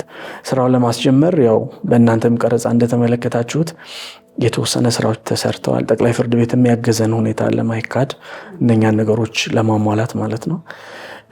ከዛ ባለፈ ግን አሁን ለምሳሌ ኦንላይን ሚዲዬሽን ባለጉዳዮቻችን ዘመናዊ ቴክኖሎጂን በመጠቀም ባሉበት ሆነው የሚከራከሩበት የስምምነት ውል ደግሞ መዘጋጀትና መፈረም አለበትና ዲጂታል ሲግኔቸሮችን የመጠቀም እንደምታዎችና አጋጣሚዎች እየተሟሉ ቢሄዱ የበጀት ችግርን ቢቀረፍና እነኛን ነገሮች ማድረግ ብንችል የተሻለ ውጤት ይኖረናል። እንዲሁም መመሪያው ላይ መስተካከል ያለባቸው ነገሮች የተወሰኑ አሉ። ቅድም አሁን እያነሳን እንደነበረው በዳኞች መካከል ትንሽ ኮንፊውዥን የሚፈጥሩ ቅጣት ነው ወይስ ኪሳራ ከተባለ በፍትሐ ብሔር ስነ ስርዓት ህግ አግባብ ለቀረበው ወገን ለማን መከፈል አለበት የሚል ከክቡራን ፕሬዚደንቶች ጋር በመወያየት መመሪያ የመተርጎም ስራ ሳይሆን አንዳንድ ነገሮችን የማስተካከል በሰርኩላር ዳይሬክቶሬቱና ፕሬዚደንቶቹ ክቡራን ፕሬዚደንቶች በመተባበር አንዳንድ አቅጣጫ የሰጠንበት አግባብ አለ። ግን ግልጽ የሆነ የመመሪያ ዲማርኬሽን ወይም ደግሞ ልየታ ያስፈልገዋል። እንዲሁም ደግሞ ለፍርድ ቤት መር የተሰጠው የማስማማት ጊዜ ከ30 እስከ 50 ቀን እንደሆነ ተመልክቷል። ያ ጉዳይ ደግሞ መልሶ ከጉዳዮች ፍሰት ጋር አይጣጣማል ወይ? አሁን ለምሳሌ ቀለብን ጉዳይ በመመሪያው መሰረት ከ10 ቀን እስከ 30 ቀን ማለቅ አለበት። መጥሪያ ራሱ ለማድረስ ስንት ቀን ይፈጃል? ከዛ ፍርድ ቤት መር አስማሚነት ደግሞ በመመሪያ የተፈቀደለትን ጊዜ ልጠቀም ካለ እንደዛው። በሌሎችም ጉዳዮች ረጃጅም በተሰጣቸው ከ6 ወር እስከ 1 ዓመትም ጊዜ የልባት ጊዜ የተሰጣቸው ጉዳዮች ላይ ራሱ የፍርድ ቤት መር አስማሚነት ከ1 ወር እስከ 50 ቀን ቢተገበር ከትንሽ ከጉዳዮች ፍሰት ጋር ያለመጣጣምና ዳኞች ሬዚስት እንዲያደርጉት የሆነበት የተወሰኑ ምክንያቶች አሉ። ሌላው ደግሞ ላነሳም ወደው ኢቭን ክቡራን ጠበቆች ወደ ፍርድ ቤት መር አስማሚነት ሲመጡ ባለጉዳዮቻቸውን ከያዙ ይስተናገዳሉ መመሪያው እንደሚለው። ግን ብቻቸውን በሚቀርቡ ጊዜ ያው ልዩ ውክልና ሊኖራቸው እንደሚገባ ይታወቃል ወይም መመሪያው ይጠቅሳልና ያንን ልዩ ውክልና ይዞ ያለመቅረብ እነኚህ ነገሮች እንደ በዋናነት ሊነሱ ይችላሉ። እንደ ማነቆ ማንሳት የምንችለው ወደ አስማሚ ማዕከሉ ሲመሩ አልፎ አልፎ ተከራካሪ አካላት ተሟልተው ያለመቅረብ ትልቁ ተግዳሮት ነው። ተከራካሪ አካላት የስምምነት ውጤትን ይሄ በፍርድ ቤት መር የሚደረገው ስምምነት ጥሩ መሆኑን ተገንዝበው በዛ መንገድ ቢረዱና ቢቀርቡ ኖሮ ከዚህም የበለጠ ምድብ ችሎቱ ማስማማት የሚችልበት አጋጣሚዎች ነበሩ። እሱ ከባለ ጉዳዮች ዘንድ ያለው ተግዳሮት ነው። ከኛ ከተቋሙ አንጻር ደግሞ ስናየው ይሄ የማስማማት ስራ እየተሰራ ያለው በረዳት ዳኞች ስለሆነ ረዳት ዳኞች ደግሞ ሌላ ስራ ያላቸውና በተደራቢነት የሚሰሩ በመሆኑ በምንፈልገው ልክ የምንፈልገውን ውጤት አስገኝተናል ብለን አናስብም። ይህንንም ግን ለመቅረፍ ወደፊት የማስማማት ስራ በራሱ በአስማሚ እንዲመራና አስማሚ የማስማማትን ስራ ብቻ የሚሰሩ አስማሚዎችን በቅጥር ወደ ተቋሙ ለማምጣት በሂደት ላይ ያለን ስለሆነ ወደፊት እነዚህ ችግሮችም የሚቀረፉና የበለጠ ደግሞ የምናስማማበት ሁኔታ ይፈጠራል ብዬ እንደምድብ ችሎቱ ተጠሪ መናገር እችላለሁ። ፍርድ ቤት ተካሰው የሚመጡ ሰዎች አንዴ ክስ እንኳን ካቀረቡ በኋላ ይህንን ቢያውቁ ደስ ይለኛል የምትይው ማስተላለፍ የምትፈልጊው መልእክት ምንድን ነው? ለምሳሌ የተስማሙላችሁ ሊሆኑ ይችላሉ፣ ውጤት ያገኛችሁባቸው። ሳታስማሟቸው ግን ቢስማሙ ኖሮ ራሱን ደግሞ ያን ሁሉ ጊዜ ፍርድ ቤት ተከራክረው ውጤቱ ተመሳሳይ የሚሆንበት ብዙ ጊዜ ተነጋግራችሁ የሚሆንበት አጋጣሚ ይኖራል እና ፍርድ ቤት ለሚመጡ ባለጉዳዮች በተለይ ስለ ስምምነት ቅድም ያልሽው በሱ ግንዛቤ እንድትጠብቀው ነው። ይሄንን ማወቅ አለባቸው ወይም ደግሞ ይችን መልእክት ቢሰሙልኝ ደስ ይለኛል የምትይው ምን አለ? አስማሚ ማዕከል ባለጉዳዮች ጉዳያቸውን ወይም ውሳኔያቸውን በአፋጣኝ እንዲያገኙ የሚያደርግ ማዕከል እና ባለጉዳዮች ይሄንን ተገንዝበው በጣም ቢመጡ ደስ ይለናል። በተለይ ቤተሰብ ላይ ተስማምተው ትዳራቸውን እንደገና ለመቀጠል ሲስማሙ እንዴት ደስ እንደሚያሰኝ እውነት።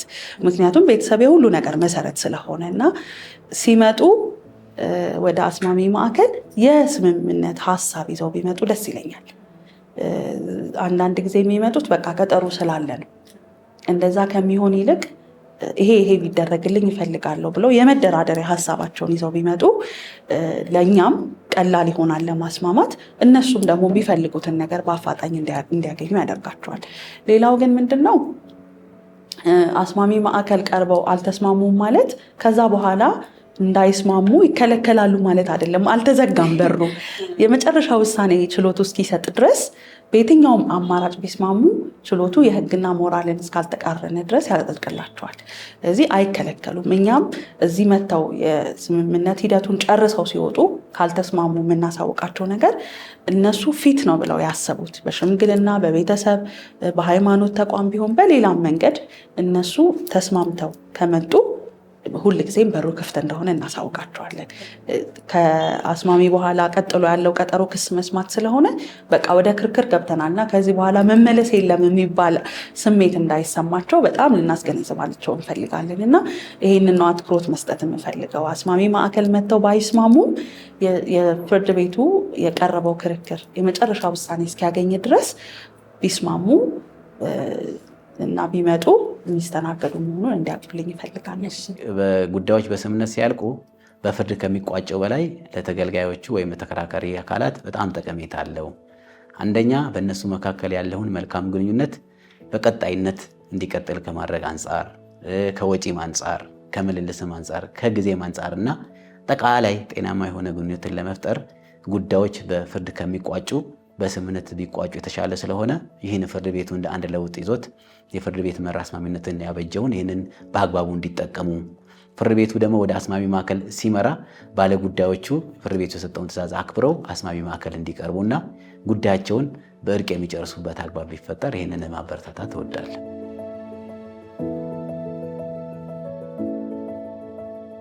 የፍርድ ቤት መር አስማሚነት አገልግሎት ከወረቀት ላይ ስምምነት ባለፈ የማህበረሰባችንን የሰላም እሴት የመገንቢያ ድልድይ ነው። በፌዴራል የመጀመሪያ ደረጃ ፍርድ ቤት እየተከናወነ ያለው ይህ ተግባርም ፍትህ ማለት መቅጣት ብቻ ሳይሆን ማዳን መሆኑን በተግባር የሚያሳይ ነው። ጊዜን የሚቆጥብ ወጪን የሚቀንስና ከሁሉ በላይ ደግሞ የሰዎችን ግንኙነት ሳይበጠስ እንዲቀጥል የሚያደርገው ይህ አገልግሎት የነገው የፍትህ ስርዓታችን ዋነኛ ምሰሶ ነው። የፍርድ ቤትን ፋይሎች ከመቀነስ ባለፈ ማህበራዊ ትስስርን ያጠነክራል። ከመጋጨት መወያየት፣ ከመካሰስ መታረቅ የላቀ ዋጋ አለው። ስምምነቶች ህጋዊ እውቅና አግኝተው በዳኞች ሲጸድቁ ደግሞ መተማመኑ ይጨምራል። ክርክሮች በሰላም ጉዳዮች በውይይት ማለቅ እንዲችሉ ሁላችንም የበኩላችንን እንወጣ። በፌዴራል የመጀመሪያ ደረጃ ፍርድ ቤትና በአባይ ቲቪ ያቀረበላችሁ ዝግጅት እዚህ ላይ ያበቃል። ለዛሬው ዝግጅታችን መሳካት አስተዋጽኦ ላደረጉ የፍርድ ቤቱ አመራሮች እያመሰገንን ሳምንት በሌላ የህግ ጉዳይ እንገናኛለን። እስከዛው ሰላም።